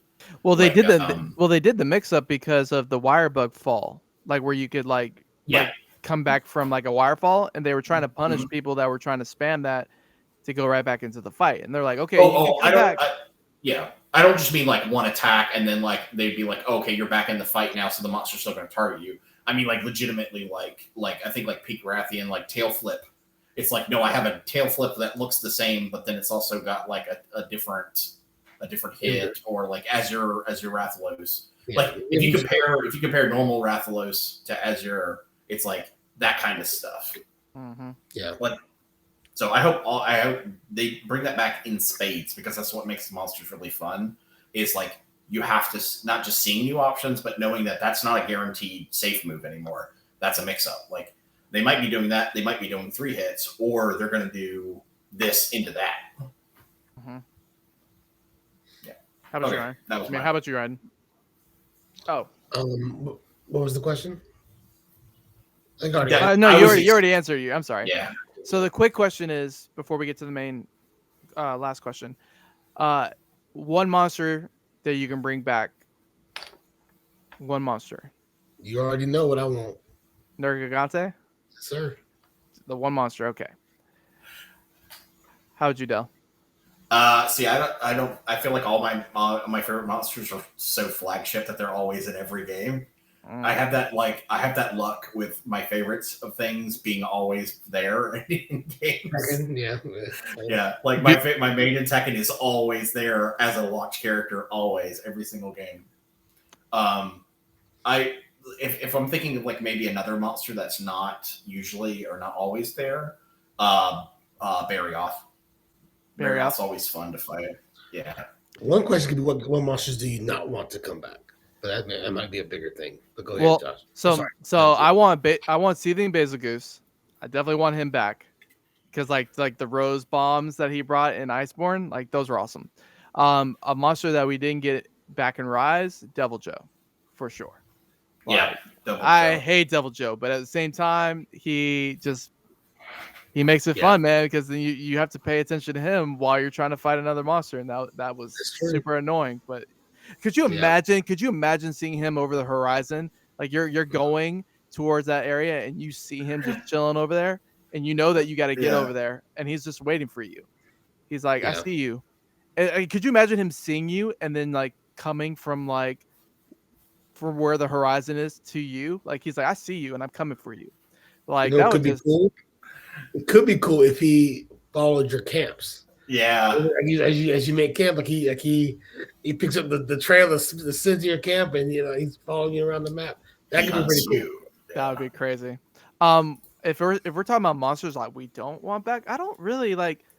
Oh gosh, please, don't ever have, what's the water monster? Bubbles. No, the fish. The fish from well, no, Plesioth hasn't been around for a while. The one that's in World, that had the lava version of it too, Laviosh. So you had Laviosh, and you had Geratodus. Please don't bring those back, man. Don't bring them back, man. I'm okay with Geratodus. He's just new. I'm neutral. I don't any monsters that have the like damaging area of effects. Like I just don't like it at all. Like I can tolerate Telstra because it cuts off and you can actually shut it off.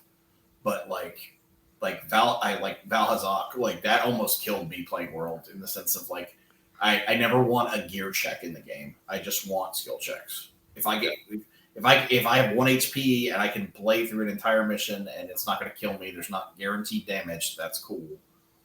But I didn't like Valhazak was one of the most boring fights if you didn't have a healing weapon. And I never want that to be that kind of stuff. Yeah. Do you guys want go ahead, Ryan. Raiden. So mine I have the hottest of takes. Just the hottest of takes. I need a cool drink. These aren't monsters that I dislike, but I saw somebody make this opinion and I kind of agree with it. There's some monsters that are here too often that it's just kind of old. So they should be gone just for the simple fact you should try something else. I think Kushala can take a seat for a while. I think Teo could take a seat for a while. Not Teo. I think Nargacuga could take a seat for a while. I think, these monsters you just always just expect to see every time. And again, this is I realize that it's a hot take, but there are probably other monsters that would be interesting to include for a while. So I would love to see like these other monsters take a backseat, at least for like the first game, and then maybe for the expansion you bring them back. But I think it'd be good to take a break from some of the well-known favorites, at least for a little bit. I agree, because who was it that they were trying to bring back that they said they had a skeleton for in World, but they weren't able to do it? Legarius or whatever. Yeah, like I want to see that monster. Like that would be super cool. Yeah. The problem with a lot of the monsters from Tri is that they were built to be made for underwater. Right. So like Legiacris had Ivory Legiacris, which was land based, but they ended up giving what's his name in Rise of the Mud monster? Baroth? No, the new one. The dragon. Oh, the one, Almadron. Yeah. Like a lot of Legiacris stuff like seems like that. Like that's what he was. Yeah. But you have to remember, like Tri had entire sections of the map that were underwater, and then Nintendo, I don't know what the exact problem was with it, but like they never were like, nope, we're never doing underwater again. Yeah. But I think like if you were to take away some of the ones that you just expect to always see, because I was watching some video and they had some owl monster that's never been back, but I thought it was super cool when I saw it.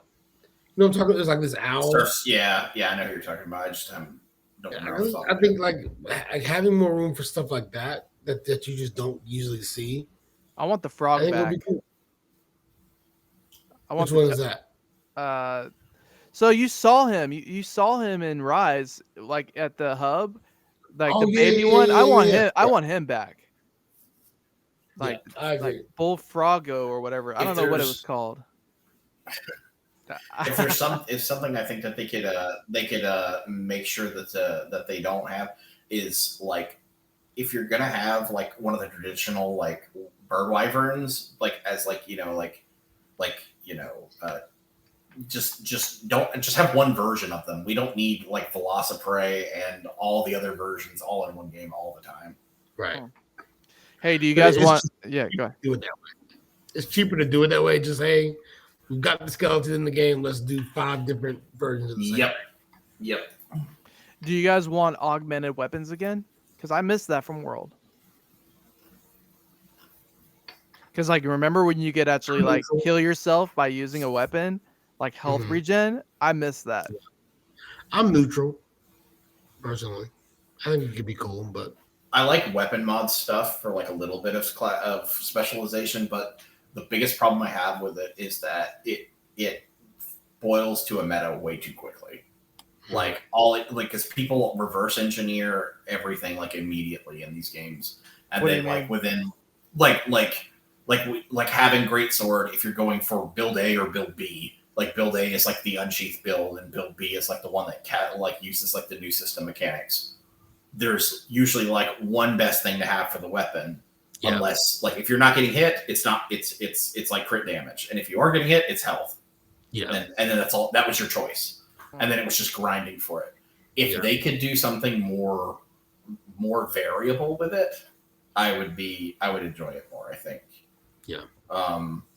But I mean, but they don't want people to finish the game in the traditional sense. Like they want, it's like you get to the end of the game and then there's just horizontal progression, and it goes up a little bit, and then like that's what you have. Whereas on old Monster Hunter games, it was just like, oh, you killed everything. Your horizontal progression is making another build with a different weapon, or that kind of thing, or waiting for the time release.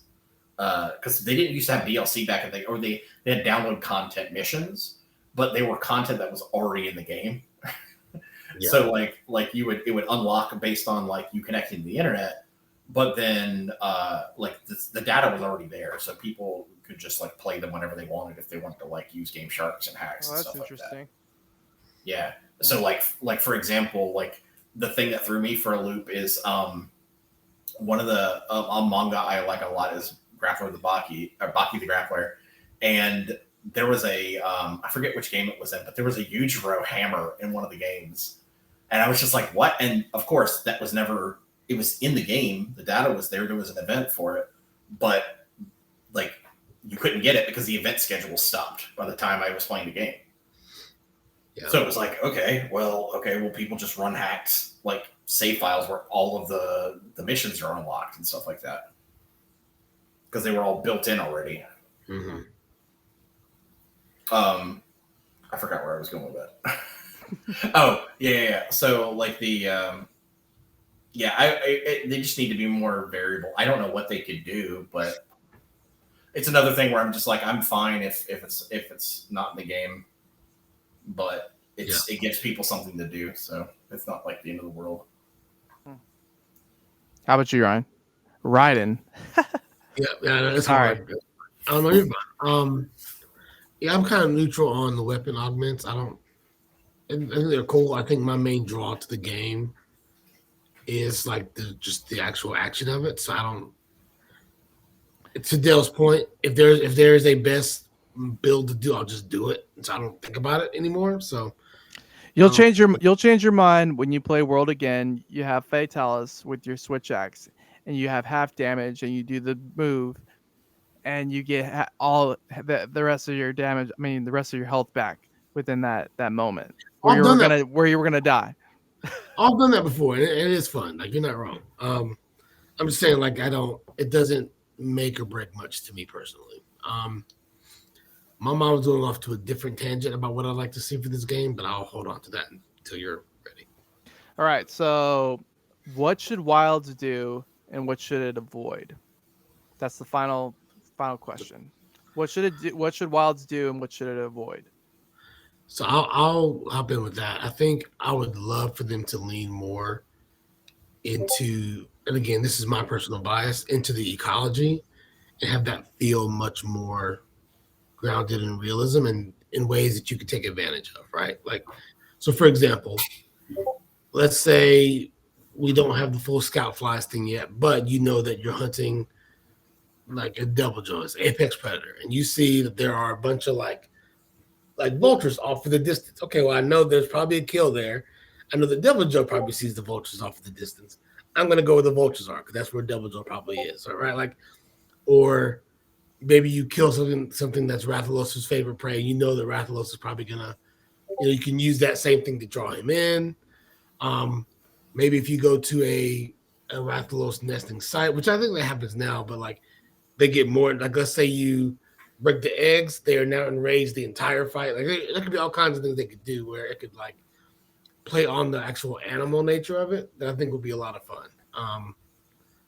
I personally would love to see, which probably won't happen, but I would like to see like young animals in there. Like I would like to see like what is a, can you talk about like Rathian caring for its young on the ground, and that's why it's on the ground more often.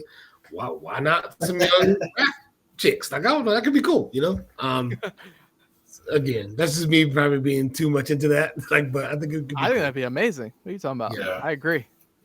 I And didn't if think you about kill it. them, it's like, oh man, this thing's gonna be so mad for the rest of this fight. It's crazy, Be like fully vengeful, and its hits like hit harder. Like, yeah, right. That could be pretty freaking crazy. Could you imagine killing a baby Rathian? I feel kind of bad about it.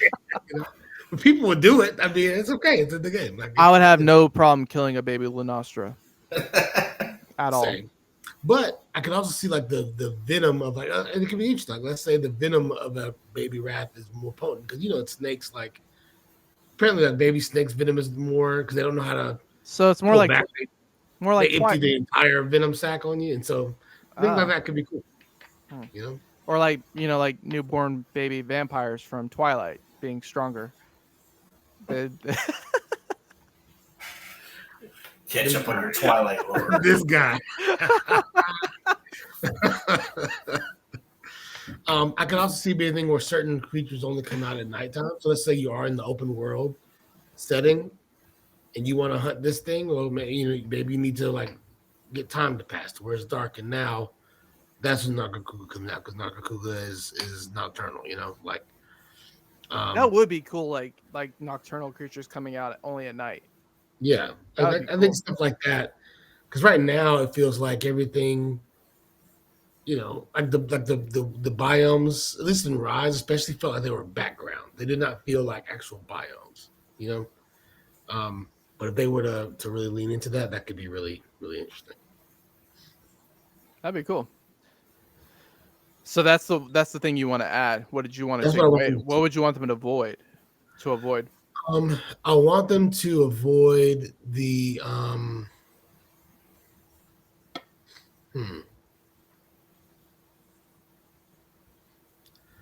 I do feel like the fights, at least especially in like and again, all we can do is compare World to Rise. I mean, that's all we have to go off of right now. I hope they avoid the power creep that they've done so far with the Hunter, where the Hunter is way too powerful.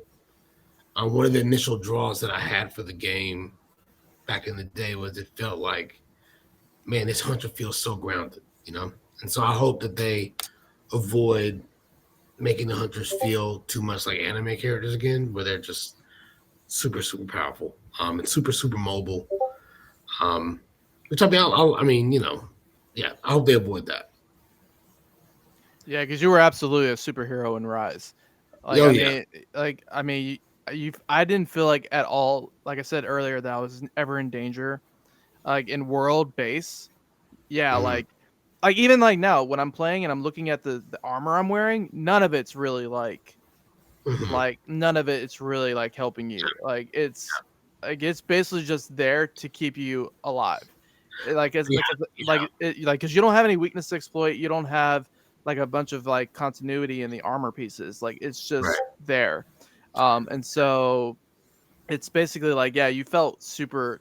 There are moments where I'm like, I found this monster a million times and I'm having to run away from him like right Yeah. now because I'm about to die. Right. I mean, and it's not like I never carded in Rise. I did card in Rise, but I don't remember ever feeling like I had a wall in Rise. But I remember in World, man, when you first ran into Anjanath, if you were not a seasoned hunter, it's like holy crap. And maybe that's still the case, and we just don't know because we were already pretty seasoned by the time Rise came out. So yeah, we have to talk. We should have had a fourth person here who was new in Rise to see, because maybe their opinion would have been different. See, I feel there's a little bit of that because, like, to give you an example, like when I first played World, I literally didn't cart until Anjanath, and then I only carted once, and it was like that was the one thing. And like I said too, my stance is usually weird about that because it's always me and my wife playing. Like we pretty much don't play solo, so like that changes the difficulty somewhat. Yeah. But even then, like like I would wear hunter armor until I'm in master rank. Yeah. So it's kind of like I felt that way. Like that's to give you an example. Like the easiest monster that I fought I'm playing Monster Hunter now, just a little bit, and that game is like it's got a little bit of mechanics in it, but the problem is you can't move. Like you can dodge, but you cannot physically move yourself around. Mm-hmm. So like to target a weak spot in that game, you have to wear gear that makes you target the weak spot, and then you have to click the weak spot and go. That's what. It's very Monster Hunter without being Monster Hunter. Like I'm hitting something with a true charge strike, and I'm like, that's cool. That's very Monster Hunter. But then like I can't roll out of the way of something in time because like I can't also move at the same time. But fighting Rathalos in that game, the Rathalos can't hit me. It's like the whole game is dodge this way. So in that game, the killer is time because they give you literally like 40 seconds to kill a monster and shit. So it's like 40 seconds to kill the monster, but you as a greatsword user, yeah, you would just roll out of the way of the tail and then charge a true charge strike, hit them in the head, knock them down. Right. And it's like so that whole game is just like if you play Monster Hunter and you're even if you guys were playing it, you'd probably feel the same way and be like, there's not really a skill check here, it's all gear check. Right. But that's how early World felt to me. Like I never had any walls in that game. Right. And like the only wall that I hit was Valhazak because it was basically a gear check. Yeah. Oh.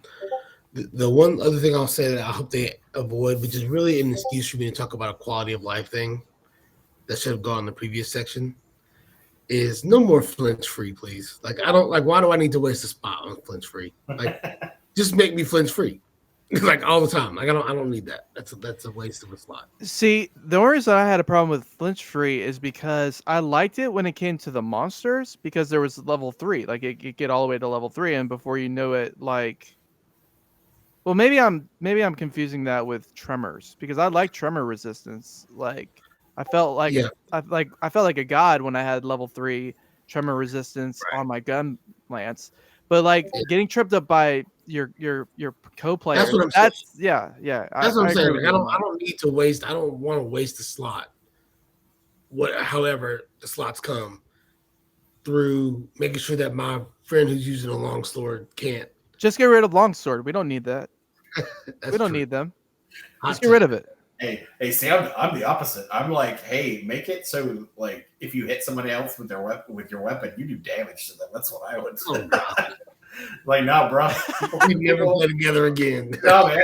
People gotta be responsible.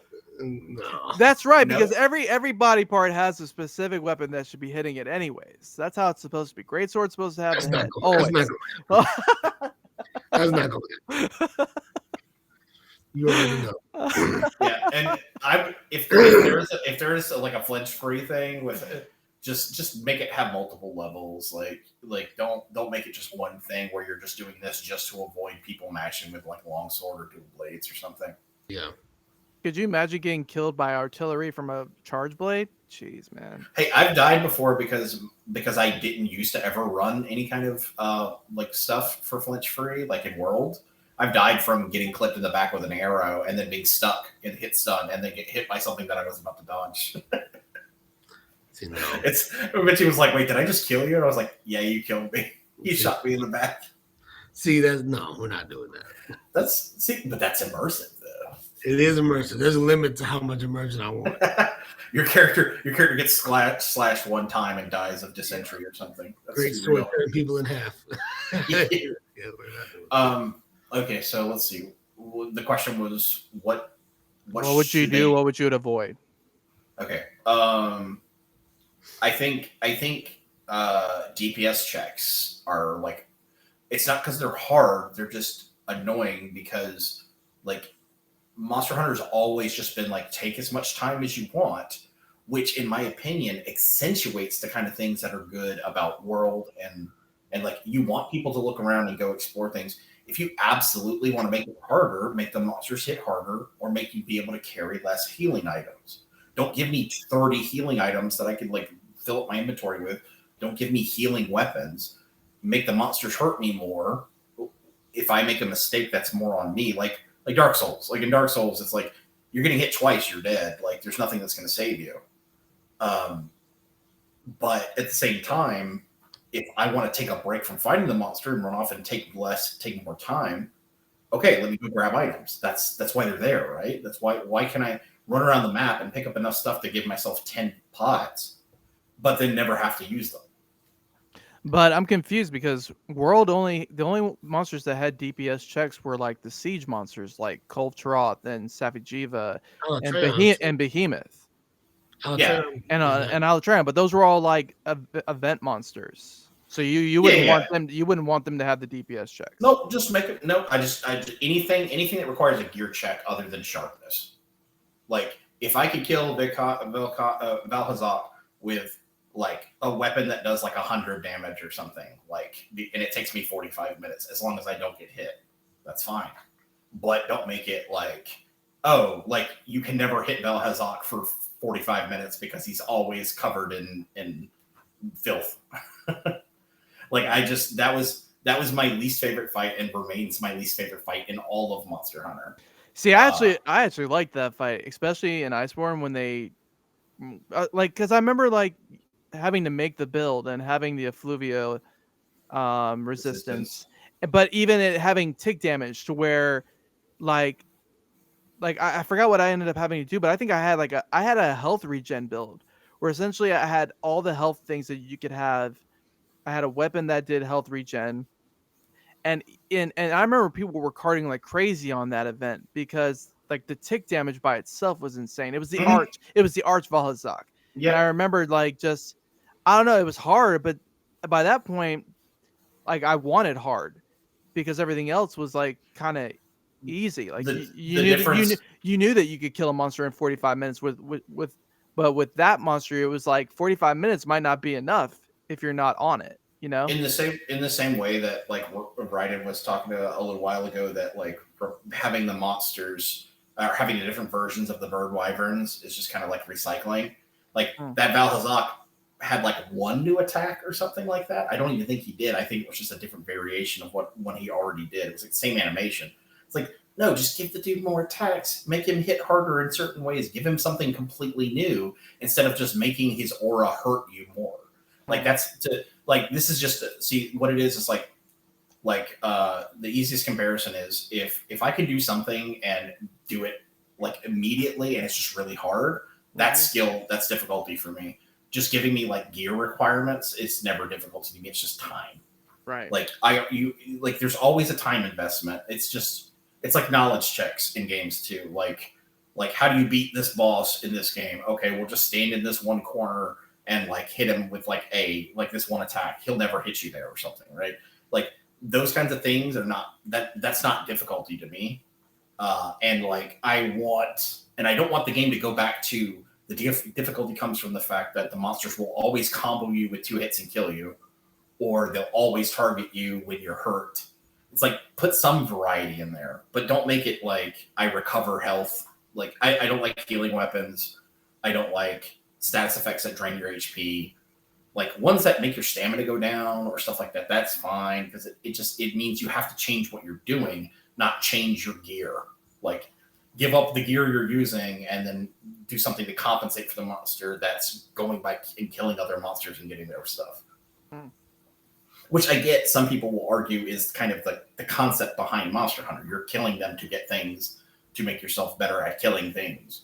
But it's like, if you have to focus on getting healing or something just to kill one monster, it's not fun to me. It's like, because trust me, I did the same thing. I got healing items, and then the fight was a joke.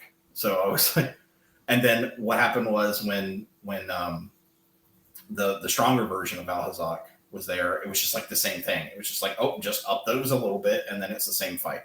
Yeah, Black Veil. Yeah. Yeah.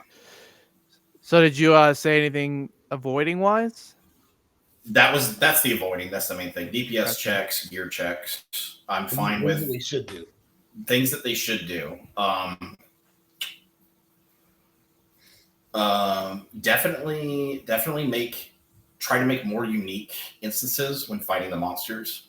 Like, I definitely would like monsters to have like more things in the world that they interact with. Like, because there's so few monsters that have that stuff. Yeah, like it's cool that you can have Diablos like stick his horns in a wall, or like you can have take the eggs and all that. But like, there's only like a handful of those things. Like, every monster one. Like, why not? That would be cool. I agree. And then also too, like, and this is probably like my hot take, is I really don't like how consistent monsters in missions appear in the same spot. And like to more of the same Rise problem we were talking about, you always knew where the monster was. It's like, if hunting is supposed to be part of it and you want us to gather things as we go, don't make it more beneficial to me to let my farm do everything and I just teleport there. Like, give me a reason to go into the world and go through it instead of bypassing it and waiting for my farm to catch up. Mm-hmm. So, like, unique instances in the map would do that. Like, let me lure Diablos to an area with a bunch of pillars in it. Like, instead of there just happens to be one or two where he spawns. Right. Let me fight Rathian in an area where like there's like we said, there's a bunch of trees. It's like, well, no, I want to take Rathian to water so I can like roll around in water to put out fire. Right. That would be crazy. Yeah. That'd be fun. Like, can you imagine like an area on the map that's like a salt flat or something, and you're fighting in the trees with Rathian, you're like, no, let's run over here. Let me piss you off, and then I'm going to go run to the salt flat so I can roll in the water over and over again if you catch me on fire. That would be cool. Yeah, so, interact. Like in fighting games, we have stage interactions. Just put them all over the place. Just like environmental stuff everywhere. Even if it's detrimental to you in some regards too. Like, that stuff's fun. It's stuff you have to take into account. I like it. So for me, things I would bring back, or what I think that Wild should do, is I think that they should get back to a slower pace, a more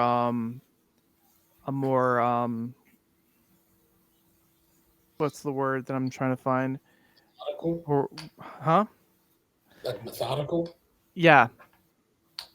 But it's a phrase that we always use when we're talking to people, trying to be more with our time, but I forget what the word is.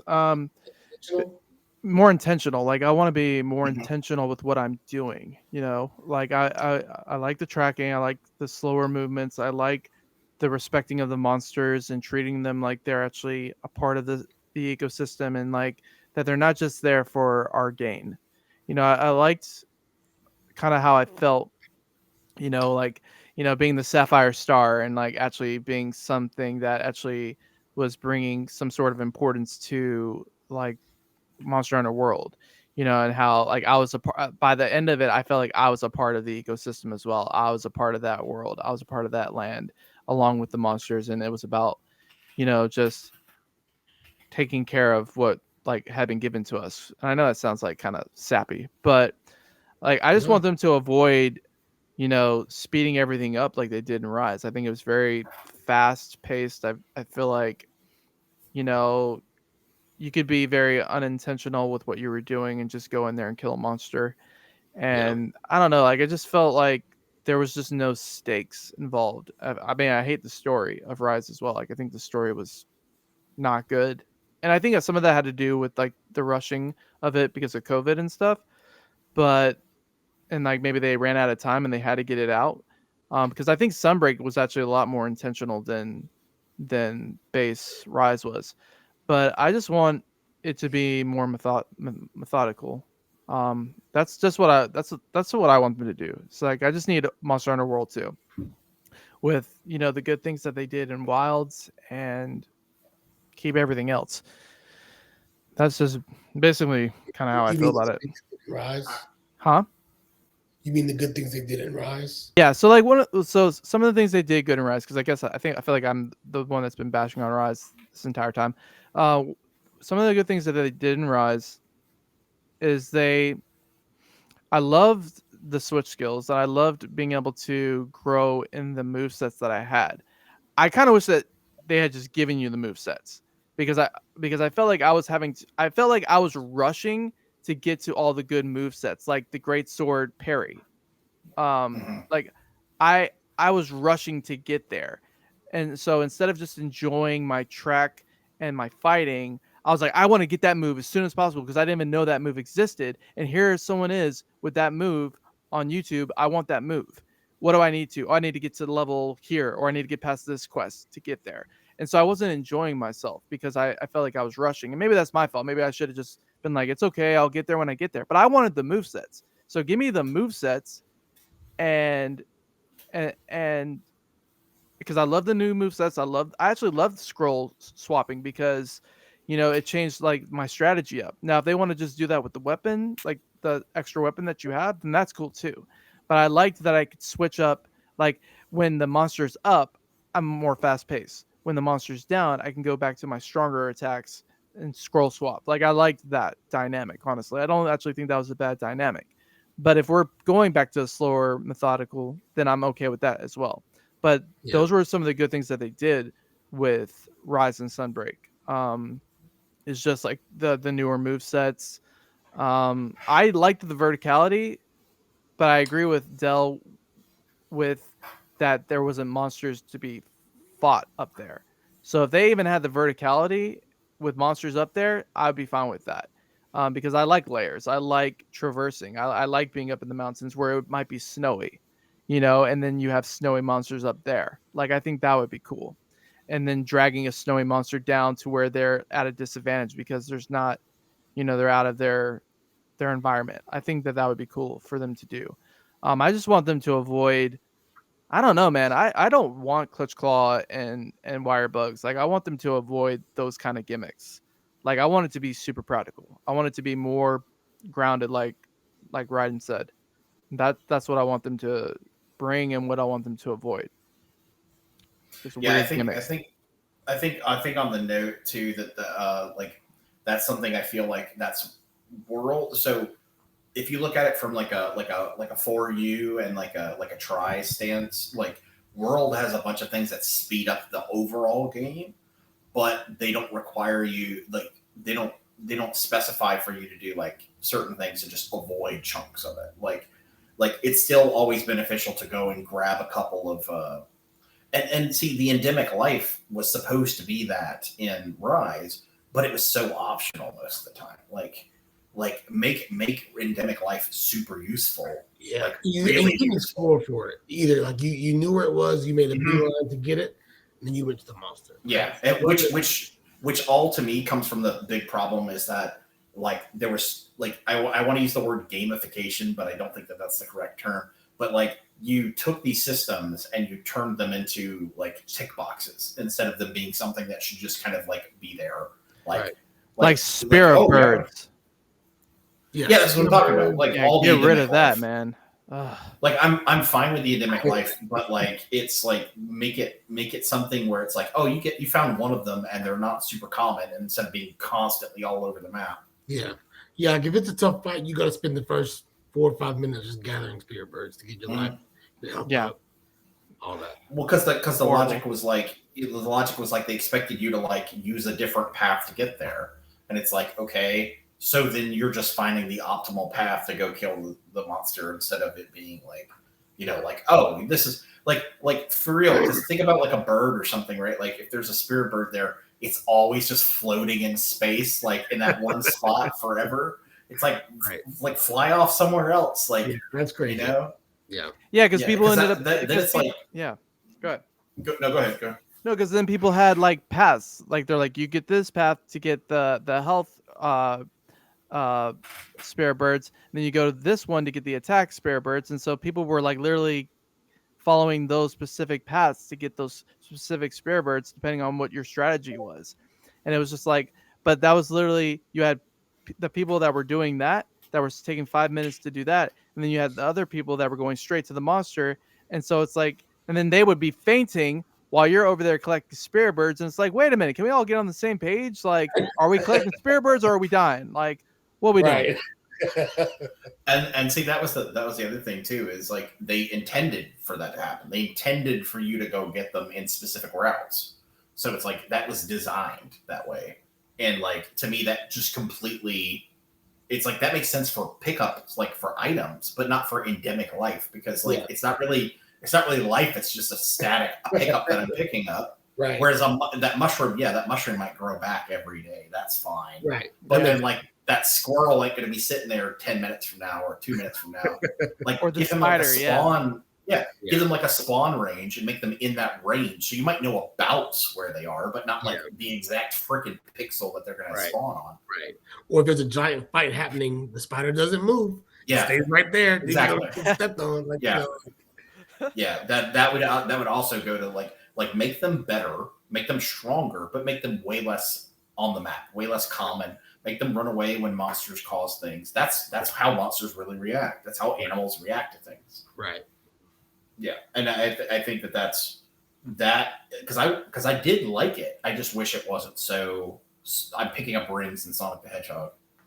Yeah, right. That's really what it was. That's so true. Yeah. Okay. Final thoughts, or are we good? Let's see. What are my final thoughts? The thing that has me the most worried is the two weapons. Do not do God Eater, please. Just don't do anything that takes away player agency as much as possible. If I want to be a hunting horn main and buff people and like make there be some kind of way for me to just, I can still do damage. But if I want to buff the hell out of people, let me buff the hell out of people. If I want to be a great sword and smash people in the head, let me smash monsters in the head. If I want to be a bow that's not like rapid fire, give me that option instead of just making bow a rapid fire jump back and forth class. It would be even better to have more moves, more options that are of variable strengths that are comparable strengths than to go like. Other than the staples, like the great sword's always going to do true charge strike. I get it, but like if you add new things to the weapons and add new things to the monster, make sure that they're there for a purpose and not just like something that doesn't really matter in the long stretch. Closing thoughts for me. Please lean in on the ecology side. I know they probably won't do most of the things that we said, but they would be super amazing if they did to make the world feel more alive. One other thing that maybe is a discussion for another time that I meant to bring up earlier. I would be interested to see if they pick up anything from Wild Hearts at all. I'd be curious to think if they do. Obviously, Wild Hearts didn't last very long, so there's a lower chance of it happening because it was such a failure because EA just didn't do it right. But there was a lot of potential for what could have been. So I'm curious to think if they will take any inspiration from that. But it's a long ways away. We don't know very much at all. We've seen one short little 1.5-minute trailer. So lots to come.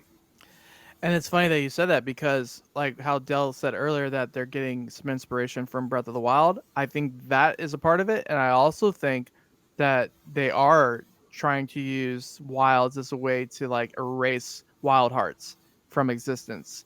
Because like if you type in Monster Hunter Wild, or if you just put in wilds, it's going to start cropping up Monster Hunter instead. Like it'll never crop up like Wild Hearts. Yeah. You know what I'm saying? Right. They're going to take over. They're going to take up the IP. You know what I'm saying? And so I think that they're trying to do multiple things with this, but I think that honestly, I'm really excited about what they're gonna do. And we really don't know what they're gonna do. That was like what, like maybe it's a minute and a half trailer. Minute and a half. Yeah. Like, but that's what's so cool about it, is that the fact that we have World to look at, and it looks really similar to World, and then seeing that it could potentially be an even bigger version of the Guiding Lands and what that could mean. And even like with the technology we have, that's what we're excited about, is that we know what the technology is that we have now and the potential of what it could be.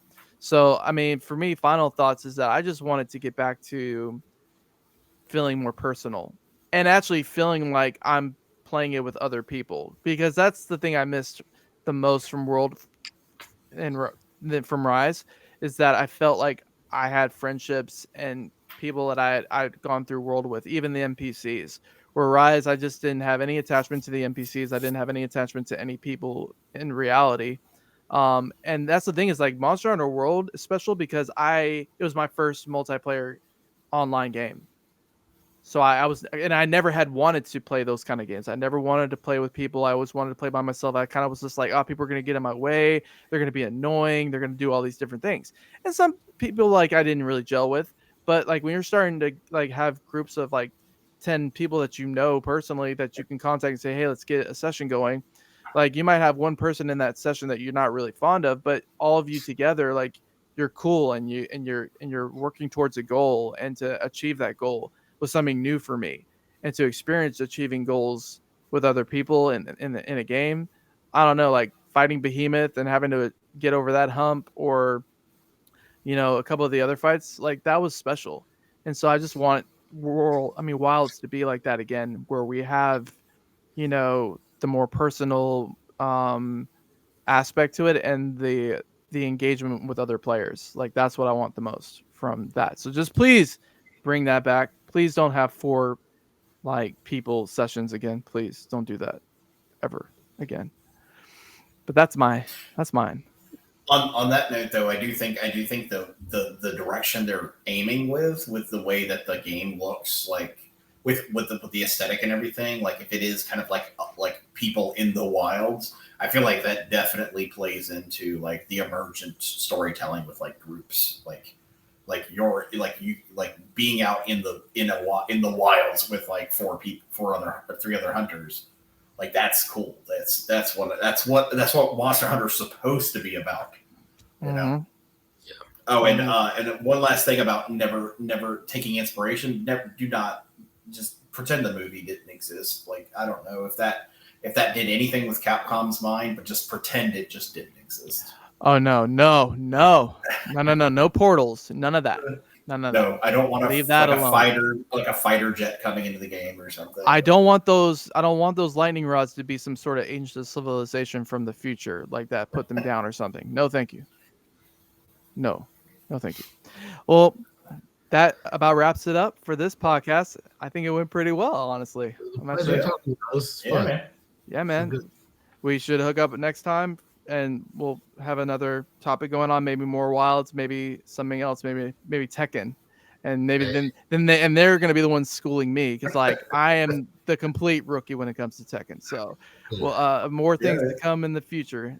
Thank you, Del. Thank you, Raiden, for coming, man. I really appreciate you guys, man. Latebloomer. All right. Yeah. All right, Take man. Care. Hey, do you guys got anything going on before I let you go? Anything going on with your channels? Anything going on in life? Tournaments? What you got going on? Waiting for Tekken 8, man. Yeah, just waiting.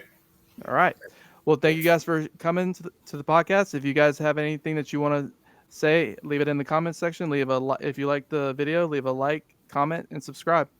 Until next time, peace out, YouTube.